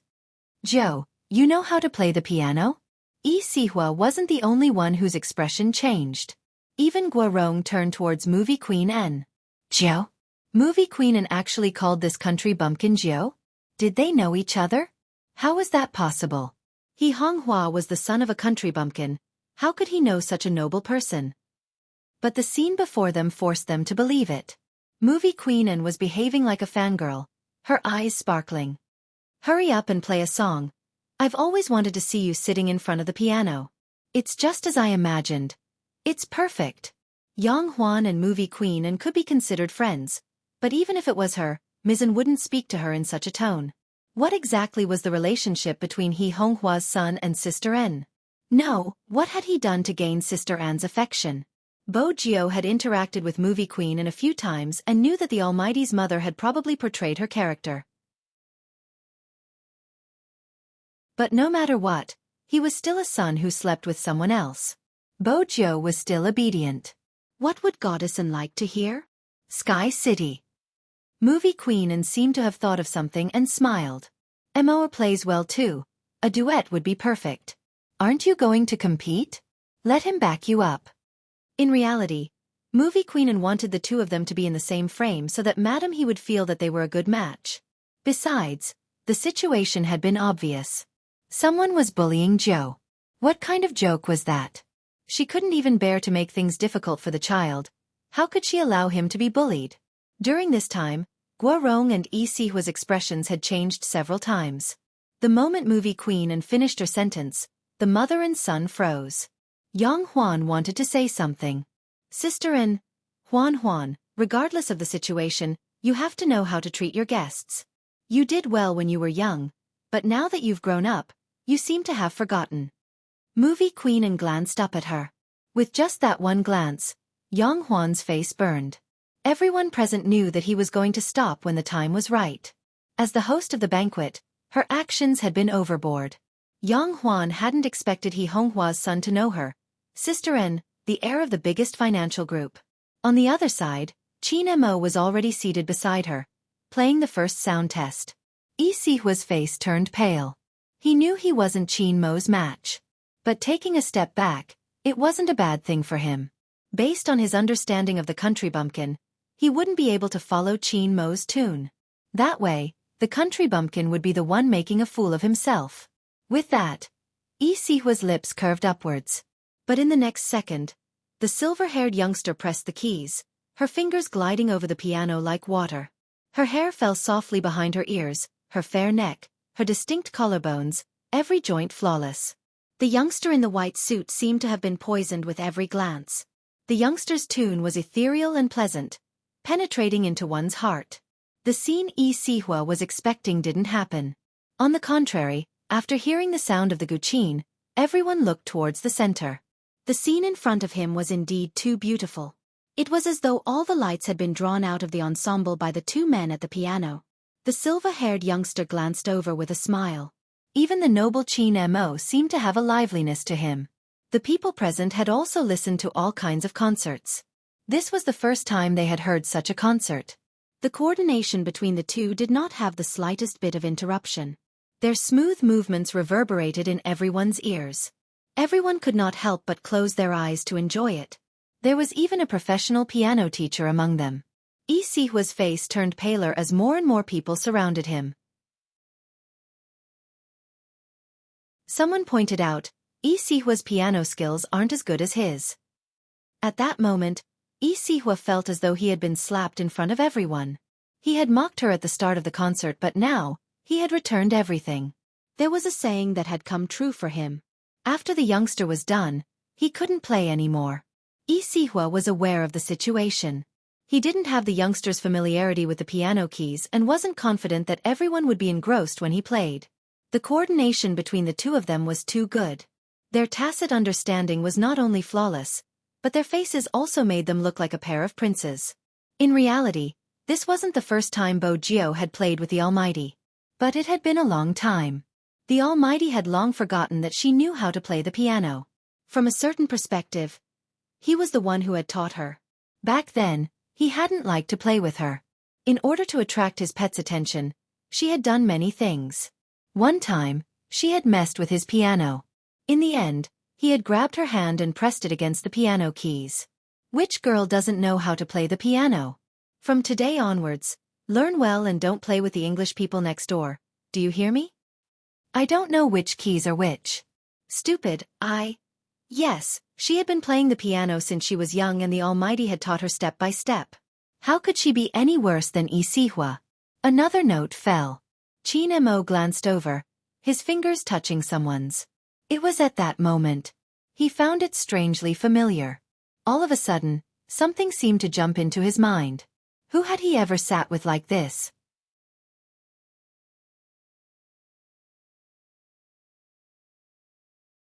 Chapter 932. The blurry memory seemed to be separated by mist. He looked to be less than 5 years old. He was sitting beside the piano with a person in his arms. The person seemed to be a little younger than him. Her head was moving around and was very disobedient. He was holding the person's fingers and trying to memorize the notes on the piano. Momo, playing the piano is boring. Let's go look for William. His dog is fun to chase. We'll go after we finish. It'll be late by the time we finish. I still have to climb the wall. You'll have curry rice after you finish. You can decide if you want to play with William or stay here to eat curry rice. He heard himself asking the person to make the choice in an aloof manner. The person's head drooped for a second before she lifted it again. I want to eat curry rice, but it's not fun to play the piano all the time. Let's take a break. I'll play Super Mario with you, but tomorrow at this time, you can't go to William's house. You have to come over and learn the piano. Which girl doesn't know how to play the piano? From today onwards, learn well and don't play with the Englishman next door. Do you hear me? The last part was his voice. As it was too sudden, a sharp pain shot through his head, causing him to freeze. Even though there weren't any other reactions, his pale and handsome side profile made Bo Jiu realize his discomfort. Bo Jiu glanced over and asked in a low voice, "Brother Mo?" The pain only lasted for a moment. Qin Mo pressed his long fingers between his brows. Nothing. As soon as he finished speaking, he stood up and straightened his back. For some reason, he felt like rubbing the young man's furry head. Qin Mo did the same. You played well. The sudden approach made Bo Jiu pause. The warmth on her head was obvious, just like how he had done it when they were young. His breath drifted over and she could feel the warmth. Bo Jiu lifted her head, her eyes meeting the Almighty's deep gaze. She smiled and pressed her fist against his shoulder. Same to you. The scene was pleasing to the eyes. The atmosphere between the two of them was also unusual. It seemed like a scene from a manga. Almost everyone on the scene was applauding for their ensemble just now. One of the Englishmen held a wine glass in his hand. When he looked at Bo Jiu, his gaze was indescribable. He even turned to his assistant excitedly and asked, "Go and find out who this Asian boy is." It was a perfect match. Heavens! I feel like I've met the muse from the script. Yes, sir. I'll inquire at once. In fact, they decided to attend this gathering at the last minute because of an invitation from an investor. He didn't expect to receive such an unexpected reward.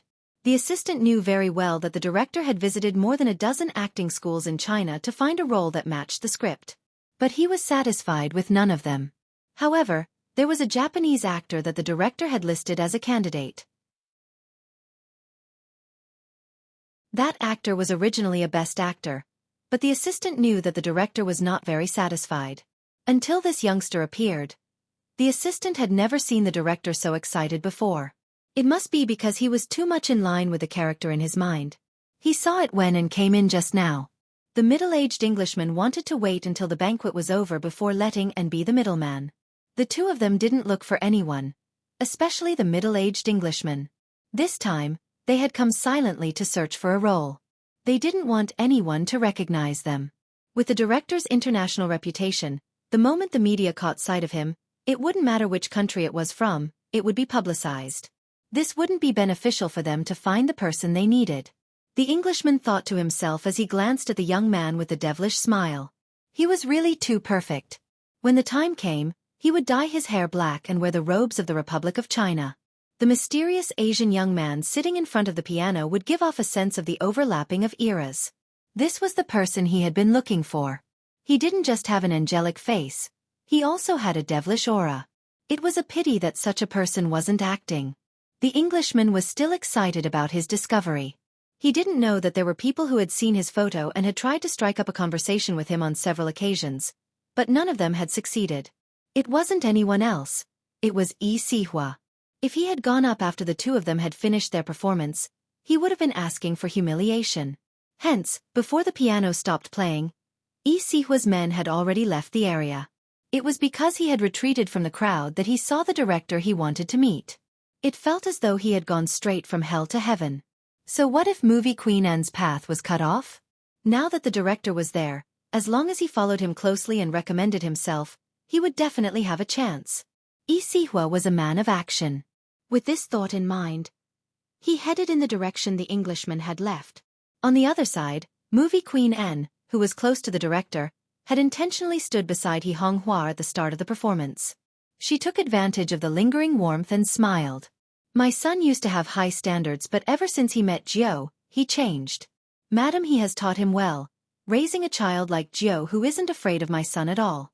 In the past, there were many people who wanted to be friends with Qin Mo, but they all had ulterior motives. Jiu is different. That day, When I saw Qin Mo bring Jiu home, I was shocked.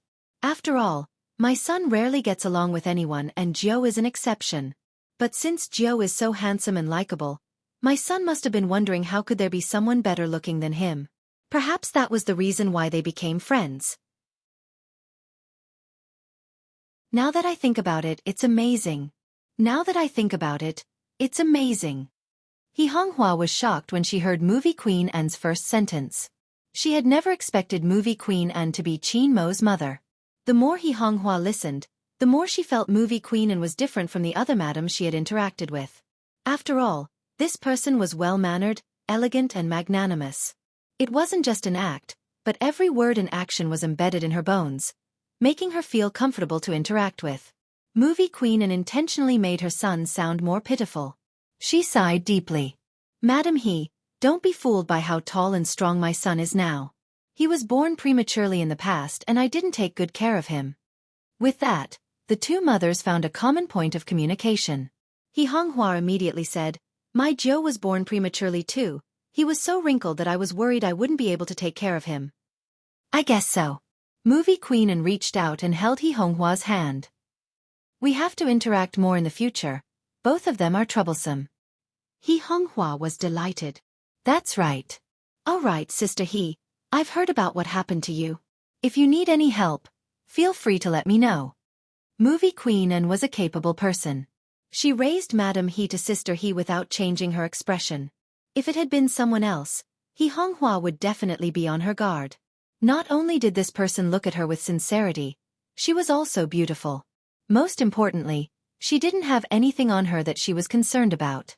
Her warmth made He Honghua feel as though they were old friends at first sight. There wasn't the slightest bit of pretense. In reality, Movie Queen Anne was indeed such a person.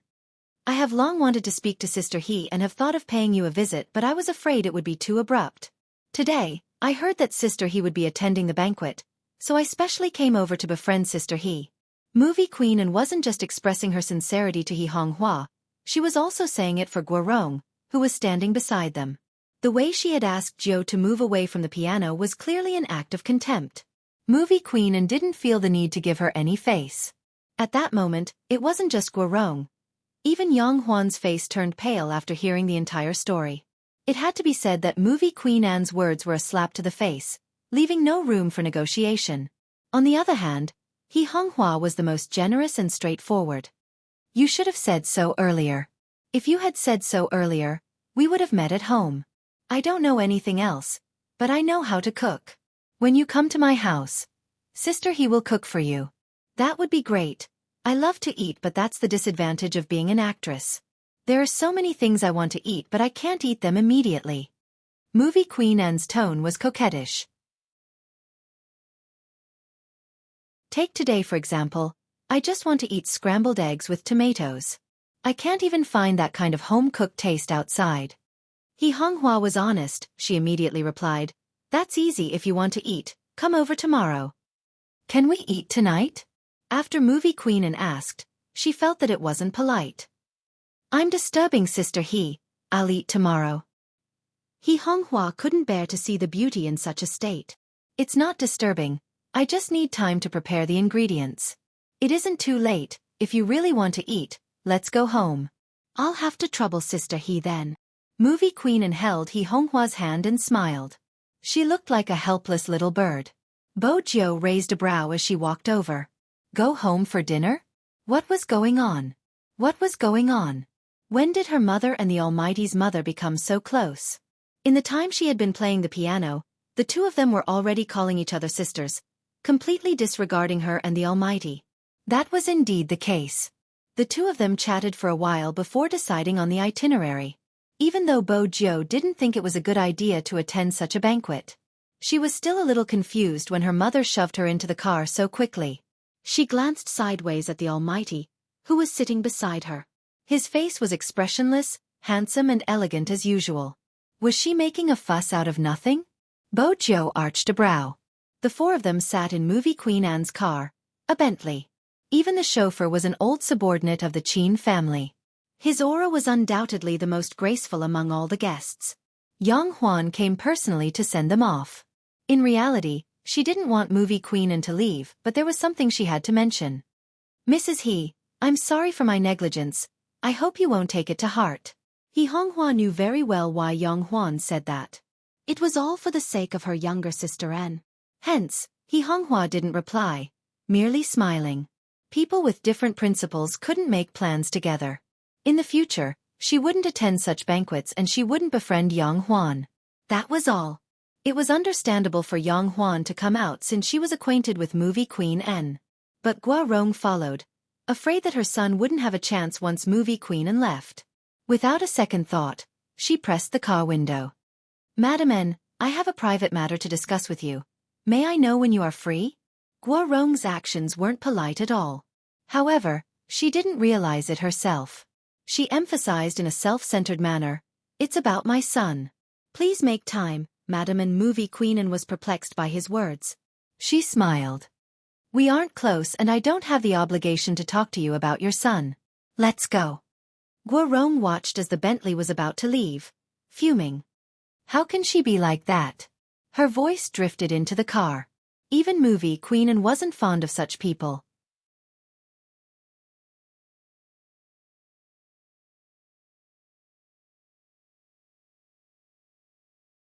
Chapter 933. He Honghua's attention was completely captured by movie queen Anne's words. Indeed, she hadn't noticed the commotion in the back seat. Bo Jiao had assumed that the Almighty would let go after holding her hand. She hadn't expected him to hold her hand for the entire journey. Bo Jiao noticed a white cloth wrapped around his slightly cold fingertip. She remembered how the Almighty had helped her even though he was injured. Her fingers touched his. Qin Mo was aware of his mother's capabilities and knew that the two in front wouldn't have the time to deal with them. He tilted his handsome face, his voice low. "Don't forget what you promised me." Bo Jiao arched a brow. What did she promise? "My hand can't touch water."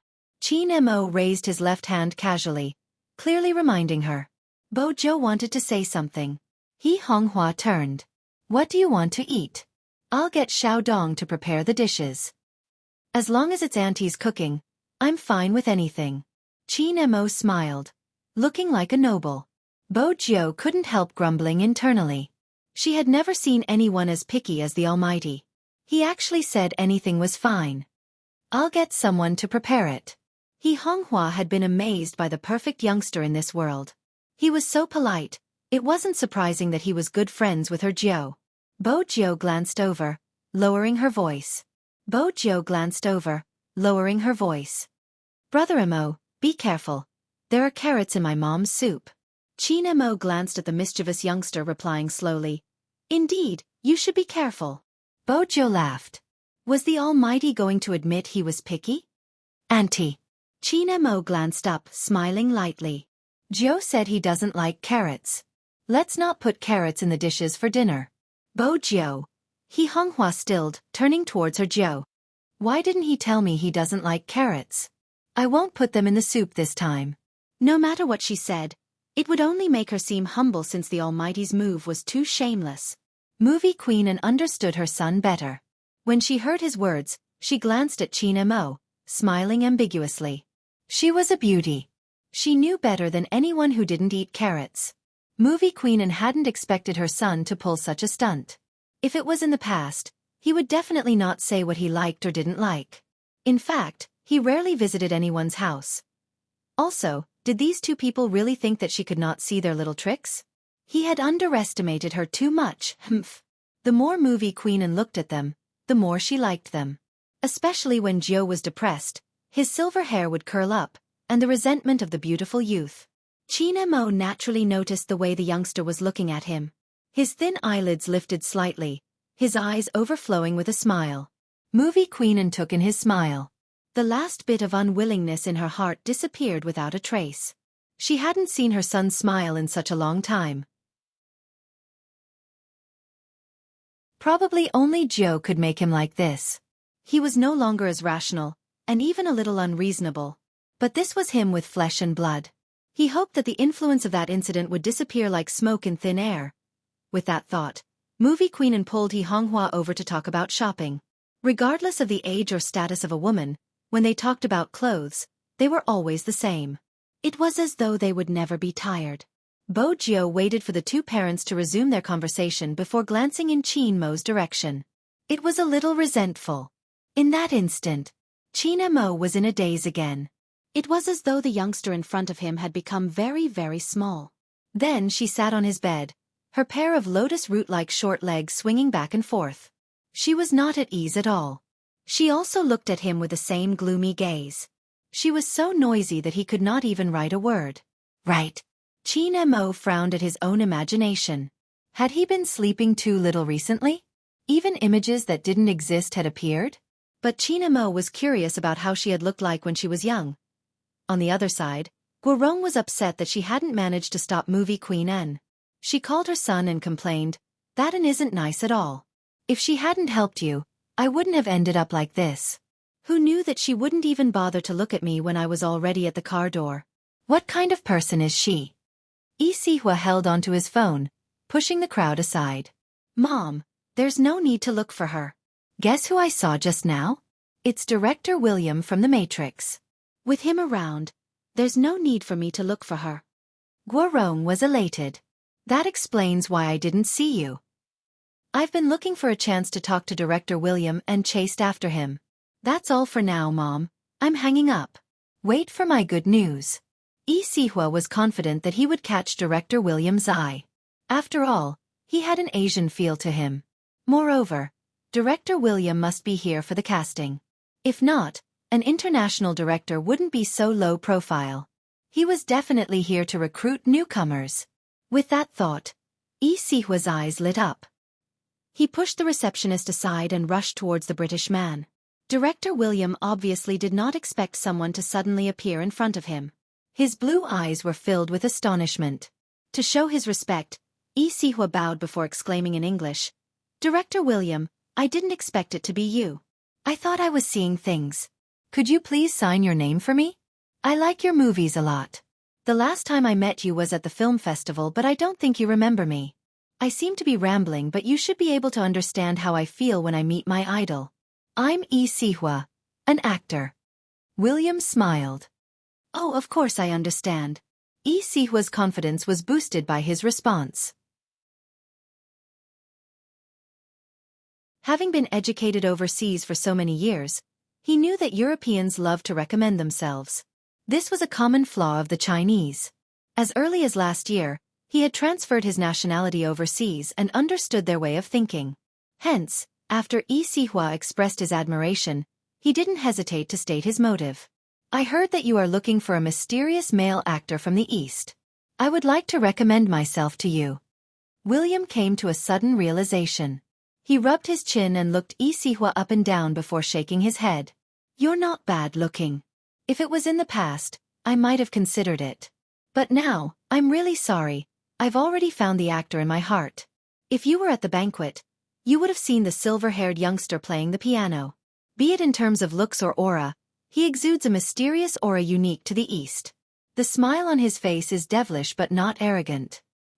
He gives off a humble yet not to be trifled with. He's just like what you Chinese call a noble, like a jade." William said the last 4 words in Chinese and his pronunciation was a little strange. But that didn't affect the meaning he was trying to convey. The more Yi Sihua listened, the tighter his fists clenched. It was that disgusting nouveau riche. What mysterious aura unique to the East? That was just an act. Yi Sihua never expected that the role he had fought so hard for would be snatched away by that country bumpkin. No way. He wouldn't allow that to happen. Yi Sihua's lips froze. Director William's words were like a slap to his face. He tried his best to force a smile. "Director, you might not know this, but this person isn't an actor and doesn't have any experience in this field. Furthermore, his character." Yi Sihua paused to give Director William some room to imagine. From what he knew, when filming overseas, no matter how good an actor's appearance was, as long as they weren't professional or had poor acting skills, they would be rejected. As expected, when William heard this, he paused. Yi Sihua laughed in his heart and wanted to add more vinegar. Unexpectedly, when William spoke again, he switched to Chinese. Even though he stuttered a little, his meaning was clear. "Mr. Yi, are you trying to defame that Asian youngster because you feel indignant about losing to him?"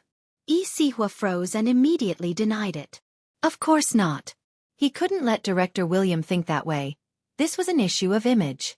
Moreover, Director William was an internationally renowned figure, and he had to be magnanimous in front of him. I'm just stating the facts. I'm afraid that Director William doesn't understand the situation and might use the wrong person. After all, this person doesn't have a good reputation. He was originally an esports player, but in order to become famous, he kept provoking his fans. Not only did he create a topic for himself, he even forcefully dragged another almighty to be his CP. If such a person were to join the production team, he would do anything to become famous. From what Mr. E said, you seem to know a lot about this youngster. William's English was much smoother. Since that's the case, why don't you give me all his information? I'll take a closer look. If it's really as Mr. E said, he isn't suitable to act in our movie. Yi Sihua was stunned again. He really didn't want to tell Director William about the nouveau riche. He hoped that Director William would never be able to find him. William glanced at the person in front of him, arching a brow. Mr. E, are you not willing to let me verify it? Yi Sihua had been in the industry for a long time and wasn't stupid. If he were to reject now, not only would his image be ruined in front of Director William, his words wouldn't be credible at all. He might as well be more generous since there was a lot of negative news about Spade Z online. I do know a little about him, Yi Sihua replied. Yi Sihua replied, but I'm not too sure about the details. He is rather famous online. Director Willem, if you are looking for him, you can do a search online. Spade Z is his in-game name and his mother is from the countryside.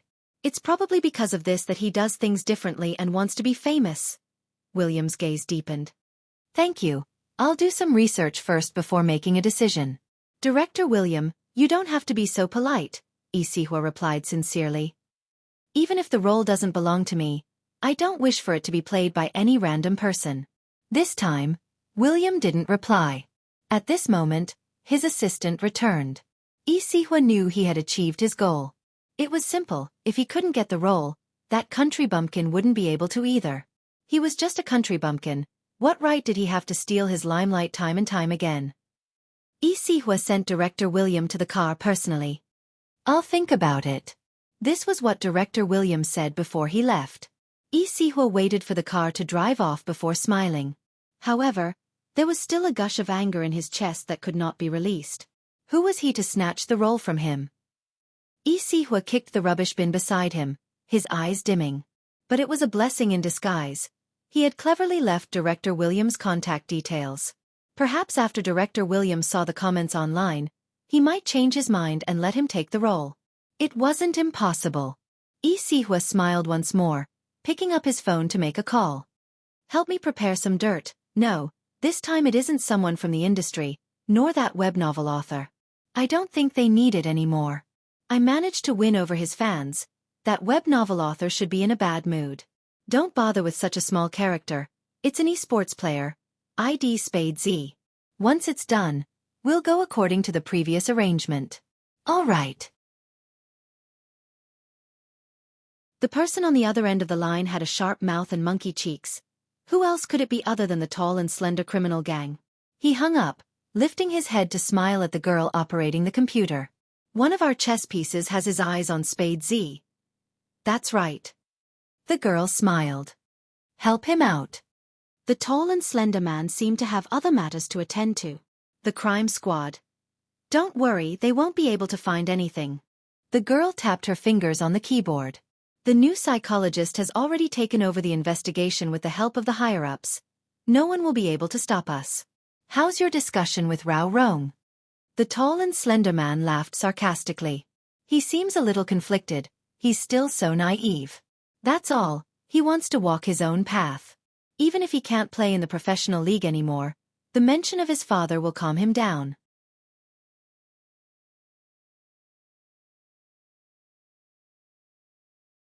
Chapter 934. He Honghua's bright voice came from outside the door. Joe, hurry down, dinner is ready. Bo Jiu adjusted her breathing and smiled. All right, let's go down. He Honghua was still boiling the soup. She went downstairs after receiving a reply. Bo Jiu had always been agile. Even after that, Her legs weren't as strong as before, but it didn't affect her standing up. But the moment she stood up, the thing that belonged to someone else spread down her fair legs. She couldn't help but pause. Qin Mo saw it as well. The slender figure that had been wearing a shirt bent over, pulling out 2 pieces of tissue from the side and pinching them. After wiping twice, he carried Bojio horizontally. Shower before you go down. This time, Bojio didn't reject him. The shower wouldn't take long. Qin Mo rolled up his sleeves and washed her thoroughly before grabbing a towel to wrap her up. His breath drifted over. Are you cold? Bojio shook her head. Water was still dripping from her silver hair. The Almighty's actions weren't gentle at all. He had probably thrown her under the shower and carried her back. In that instant, she was reminded of the scene where the Almighty had thrown Princess into the bathtub. It was basically the same. She still had to apply the medicine. Bojio took the opportunity while the Almighty was buttoning her shirt with one hand to apply the medicine and wrap the bandage. But this indeed proved that the Almighty's hand couldn't touch water. Just now, the Almighty had only had one hand in the water. The shirt and pants from before couldn't be worn anymore. Bojio changed into her home clothes. Her hair was half dried, the fluffy hair making her look younger. Qin Mo glanced at her and had another hallucination. He had seen her in this state often in the past, sitting on the bed fluffy and misbehaving after being scooped out of the water.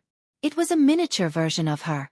Qin Mo reminded himself once more that a certain someone wasn't a princess and he couldn't raise her like a pet. Even though he wanted to shrink a certain someone and stuff her into his pocket so that he could bring her wherever he went. But that wasn't realistic.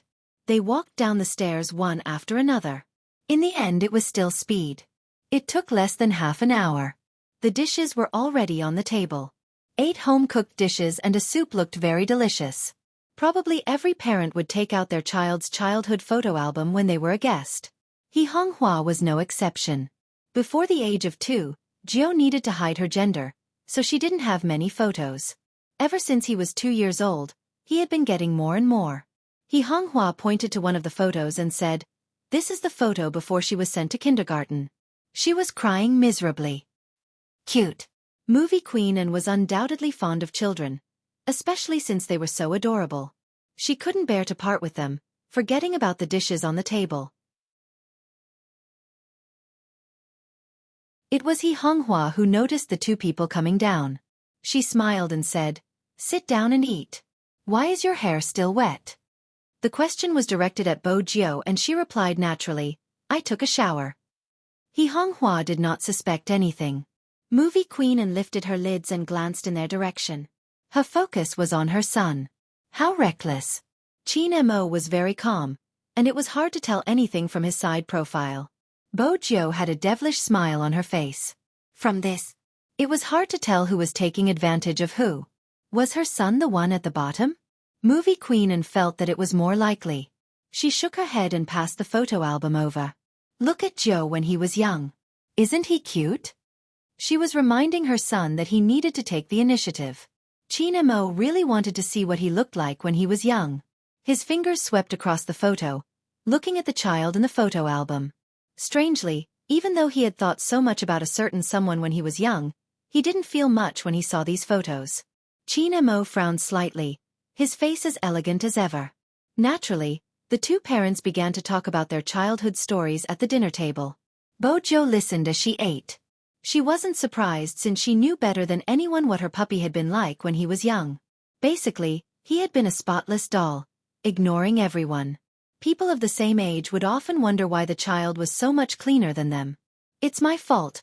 I always made him wear brightly colored clothes. When he was young, people often treated him like a little girl, Movie Queen said. Bojio could empathize with him. When she had first met the Almighty, she had thought he was a doll. She had never considered him as a girl.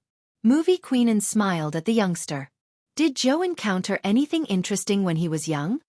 Bojio glanced at the Almighty, who was frowning as he ate. She couldn't help laughing. I'm different from the Almighty. No one thought I was a girl when I was young.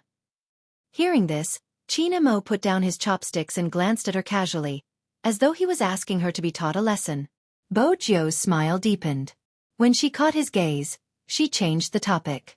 But when I was young, my best friend looked like a girl. When I first saw him, I thought he was a doll. At that time, I didn't have any concept of suits. I only knew that his hair was tied up in a bun, so he should be a girl. He was fair and pretty, but cold. I couldn't help but want to play with him and bathe with him, but he always despised me. There was once when I climbed over the wall and entered his bathroom. That was when I realized he was a boy. That explains why he would always frown whenever I pounced on him. A small ponytail. Movie Queen Anne's eyes lit up. I used to love to tie Mo's hair, but he decided to cut it short on his own, so I couldn't do it. With that, Movie Queen Anne paused. Joe, don't be fooled by Mo's looks now. He was adorable when he was young. I believe you. Bo Joe felt that her puppy was adorable, cold and aloof. Movie Queen Anne chatted happily. It sounds like you have a good relationship with your friend. Are you still in contact? I guess so. Bo Joe took a bite of the food. Movie Queen Anne glanced at her son. That means they are childhood sweethearts. MMH. The youngster didn't deny it, even agreeing readily. When Chin Mo heard the word MMH, he lowered his raised hand. He didn't like the term childhood sweethearts because it implied a part of someone's life that he had never been a part of. Besides, they were still in contact. With that in mind, Chin Mo clenched his fists, his chest tightening. They were still in contact? Who could it be? There were only a few people around her. Unknowingly, the first name that popped into Chin Mo's mind was Hoshino. He didn't like such speculation. But everything that had happened in the past was right in front of him, including her reaction when she saw Hoshino. He had never seen her look at anyone with such a gaze. There was an undetectable reluctance. What was so good about a person, and how important was he to the other party for her to be reluctant to part with him? Chin Mo's gaze dimmed. When he raised his hand again, his aura was much colder. It was as though a bucket of water had been poured over him. Even his breathing was chilly. Was that why she always wanted to escape? Chin Mo's chest tightened, and even the line of his jaw stiffened. Bo Joe sat beside Chin Mo. When she glanced over, she saw Chin Mo's expression. Was the Almighty in a bad mood again? Why? Was it because of what they had said in the room? That wasn't a suitable time to reply. But even if she could reply, how could she? Once the Almighty found out that she was Z, he would definitely feel that she had lied to him. But she was the one who had been hiding this matter. Even if the day came when everything was revealed, she would still be prepared. What she got in return was his resistance. She was also prepared. She didn't want to see his deep eyes filled with disgust. She would rather reduce the source of his disgust. Bo Joe paused. She picked up a piece of beef and placed it on the Almighty's plate. She remembered that beef was one of the few foods the Almighty liked. When he saw the piece of meat on the plate, the coldness in Chin Mo's eyes dissipated. He Honghua broke into a smile. Chin Mo likes beef? Eat more. With that, she picked up a piece of meat and placed it over. Bo Joe watched as the Almighty stilled. His etiquette wasn't bad, it didn't make He Honghua unhappy. But when he lowered his head, he used his chopsticks to push the rest of the beef forward. Then he picked up the piece she had picked up and placed it in his mouth. It was probably because of the slight frown on his face, which made him look extremely serious. His seriousness reminded her of the times when they were young.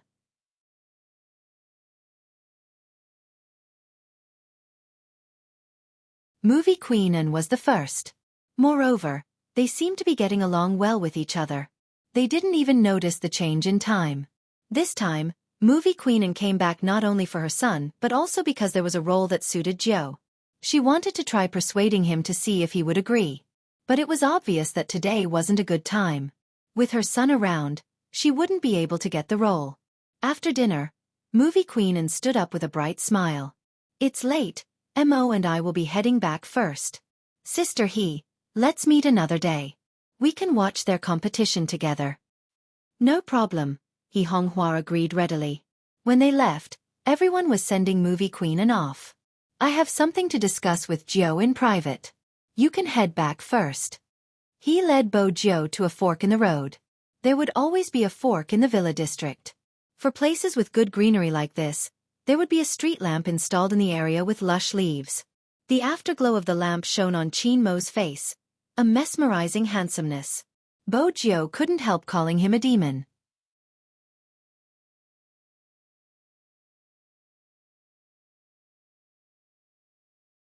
Chapter 935. What day was it? Bojo was confused. It shouldn't be the Almighty's birthday. Since it wasn't his birthday, what other day could it be? Qin Mo glanced at the confusion in her eyes. He frowned and said coldly, "Confession." What confession? Bojo was confused by the hint. That handsome mixed-race face inched closer to her, bringing with it an aura that made her restless. It's been 30 days since I confessed to you. The 30th day of his confession? Bojo stilled. She hadn't expected the Almighty to remember such a day. It wasn't easy to reply. But she couldn't ignore it. Time flies. Back then, Brother Mo, you were really... I was afraid you would turn gay. Bojo smiled mischievously. She had the upper hand when she had first met the Almighty. Now, she couldn't tease him even if she wanted to. Qin Mo watched her beautiful eyes, speaking leisurely. Even if I turned gay, you were the one who did it. Don't change the topic. I definitely didn't change the topic. Bojo felt that this position was too dangerous. If she wasn't careful, the Almighty might take advantage of her. Hence, she straightened herself. This time, the Almighty wouldn't do anything to her. There were still parents peeking over from time to time. The Almighty wasn't someone who didn't know his limits. Qin Mo was indeed someone who knew his limits. But, he swept a glance at the fox-like youngster, his tone calm. When are you going to give me a status? Do you want to sleep for free? Bojo choked on his words. Give her a status? Sleep for free. I thought you would remember or at least give me something. I didn't expect. Suddenly, the voice beside her seemed to have sunk. Even the person standing there seemed to be an indescribable loneliness. For some reason, Bojo recalled movie Queen Anne's words. Ever since they were young, the Almighty rarely received gifts. He wouldn't even look at the gifts at his birthday banquets.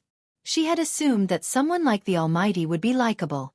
For example, she liked him. Back then, she had even given him a gift.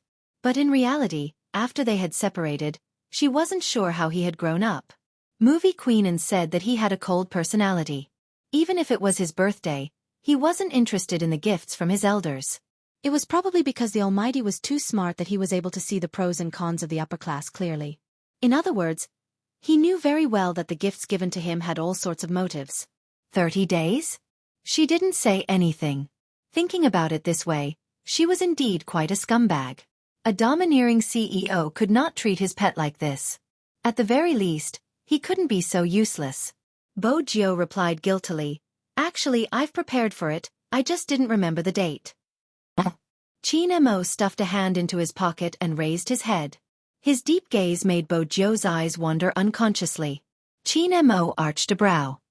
"What did you prepare?" Bojo knew the Almighty could tell she was lying and was about to confess. At this moment, Qin Mo spoke again. "Give it to me tomorrow." Was he giving her time to prepare? Bojo understood the Almighty's intentions and nodded. All right. She couldn't really become a piece of trash. I'm really curious what you are going to give me. Qin Mo spoke slowly. I don't think you are going to just buy something to deal with me. Bojo. The Almighty's words completely blocked her way to buy something. Was it really unintentional? Qin Mo watched the youngster's depressed expression, and his mood improved slightly. In the end, he couldn't help it. He turned around and reached out to pinch her face. You seem to be in a difficult position. Bojo feigned ignorance. It's not difficult. Qin Mo laughed. Is that so? See you tomorrow. All right, Bojo replied, reaching out to touch her face that had been pinched. Coaxing the Almighty was a battle of wits and courage. She also had to know how to step down. Qin Mo walked forward, occasionally turning back to glance at the dignified person behind him. The corners of his lips lifted silently. Chen Xiaodong, who had been watching from the side, was in a dilemma. After all, there was a distance between them. It wasn't possible for him to hear the conversation between young master and young master Qin. But in front of the two madams, he would have to restrain himself. Most importantly, he couldn't let the goddess notice anything. Chen Xiaodong glanced in Movie Queen Anne's direction guiltily. Movie Queen Anne's expression didn't change. She probably didn't think of young master and young master Qin in that direction. Chen Xiaodong didn't know that his conjecture was completely wrong. Movie Queen and watched as the two of them walked over from afar. These two kids are really something. They even have to whisper things. Isn't that so? He Honghua had been suspicious at first, but after hearing Movie Queen Anne's words, she felt relieved. Their relationship was probably too good. But she had to find some time to talk to Jiao. She didn't have to worry too much when she was interacting with an upright kid like Qin Mo. She still had to maintain a distance with other boys. Even though she was dressed as a boy, her Jiao was still a girl in her heart. He Honghua was still waiting. She was waiting for everything to settle down. When the time was right, she would let her Jiao dress as a girl again. That day should be arriving soon. He Honghua thought about it. She had to work harder and take back everything that she had lost in the past. But Jiao's identity was special. She had to think about how to dress as a girl again. Everyone had different thoughts. Bo Jiao's mind was filled with thoughts about what to give the Almighty. Even after Movie Queen Anne and Qin Mo's car disappeared into the night, Bo Jiao still hadn't come up with a good idea. What should she give? Bo Jiao was still thinking about this question when she lay on the bed. In the extended Lincoln, once there wasn't anyone else, Movie Queen Anne became more direct. You were jealous when we talked about Jiao's childhood sweetheart, weren't you? No. Qin Mo held onto the mineral water bottle, tilting his head to take a sip. From the side of his face, there weren't any signs of jealousy. But there was one thing. Why don't I remember tying my hair when I was young? Movie Queen Anne shifted her gaze subconsciously. She looked out of the car window, her voice muffled. You were still young then. You couldn't remember. Is that so? Qin Mo didn't dwell on this question. Instead, he turned on his phone and searched for a certain someone's profile picture on WeChat. He typed a few words over. Don't forget to bring your present tomorrow. After Bo Jiao received the message, she couldn't fall asleep. She tossed and turned for a while before a thought struck her. She smiled and stood up, walking towards the basement she had remodeled. The moment Bo Jiao entered, the three pure white ultra-thin laptops lit up at the same time. Silver icons flashed, just like a scene from a blockbuster movie. If it was something she had personally made, the Almighty might like it. She followed this train of thought. Bo Jiao opened the game official and found the video of their team's competition. With a click of her mouse, she saved, edited. In terms of operation, it wasn't complicated. But it took a lot of time. If she wanted the camera to have a sense of story, she had to find the scene bit by bit. The night sky outside the window was getting darker. Bo Jiao sat in front of the computer, her left hand on the keyboard while her right hand clicked on the mouse. Her beautiful silver hair was messy, but she didn't seem to have any intention of stopping. The Qin family. The lights never went out. This was a unique characteristic of the military compound. Regardless of the time, there would always be soldiers on duty and patrols. Movie Queen Anne stood in front of the floor-to-ceiling window, watching the swaying white poplar with a heavy heart. It wasn't because of her, but because of the question her son had asked her in the car. Madame Zhang brought a cup of tea over. Madam, did you have a bad chat with Madam He? Of course not.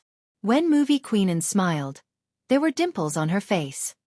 Sister He is a straightforward person and doesn't forget her roots.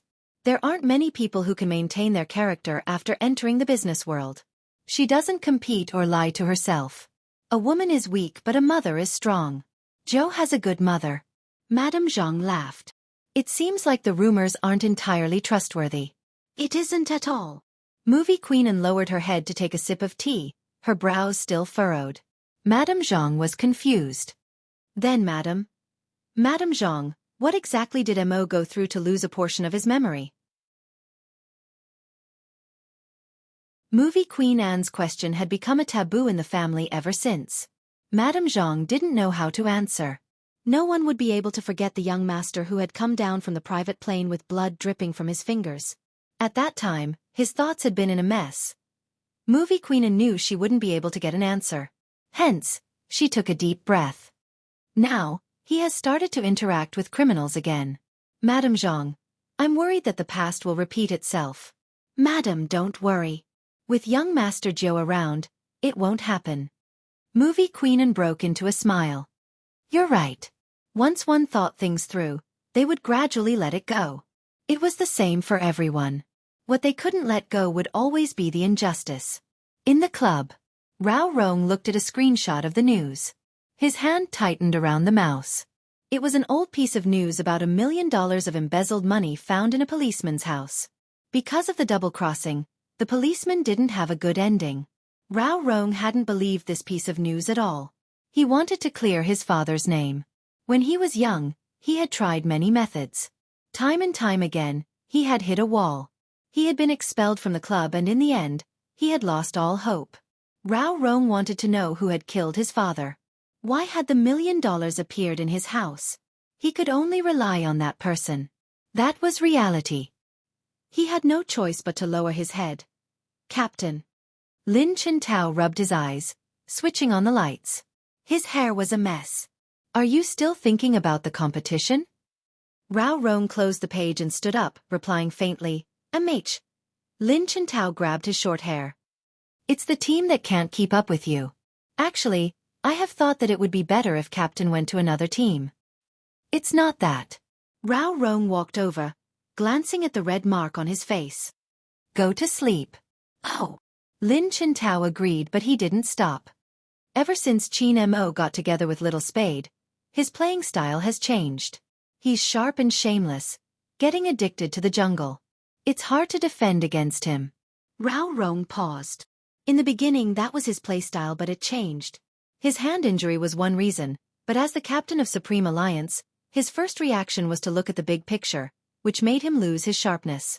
Until Spade Z appeared. The Supreme Alliance today is very strong. It was a pity that he could no longer compete with his opponent in a fair and square manner. Rao Rong didn't tell Lin Chintao that. The night continued to fall. The best international hotel in Jiang City was frequented by successful people from all over the world. Director William's Chinese wasn't as accurate as his son's. Fortunately, his son had translated the comments online and sent them to him. He had also mentioned that he would be flying to Jiang City in the next 2 days. It had to be said that William was hesitant after reading the comments. Should he invite the youngster over? He despised people who didn't have a bottom line just for the sake of fame. But this Chinese boy, Jiao, fit the image in his heart. It would be a pity to give him up. But as a director, he had to consider all aspects of the crew. It would be better to leave him aside and see if he could find anyone else in China. William looked at the comments on the internet again, shook his head, and turned off the computer regretfully. At this moment, Bo Jiao was still in front of the computer, working on something. Her eyelids were heavy. She took 2 sips from a bottle of mineral water before continuing. It was almost daybreak. Bo Jiao stood up, pressing onto her neck. She glanced down at her watch, preparing to search for the last bit of material on Weibo. Unexpectedly, she received a private message from Sister Turtle. I have a presumptuous request. I would like you to help my friend. The next match will be against the Xiangnan team. I know you're busy, but I've thought about this for a long time. Only you can help my friend. That was the first message. The second message was long. You're tuning in to the Xiaofan's Wuxia Tales YouTube channel. Don't forget to subscribe and join us on this journey to catch the most captivating stories.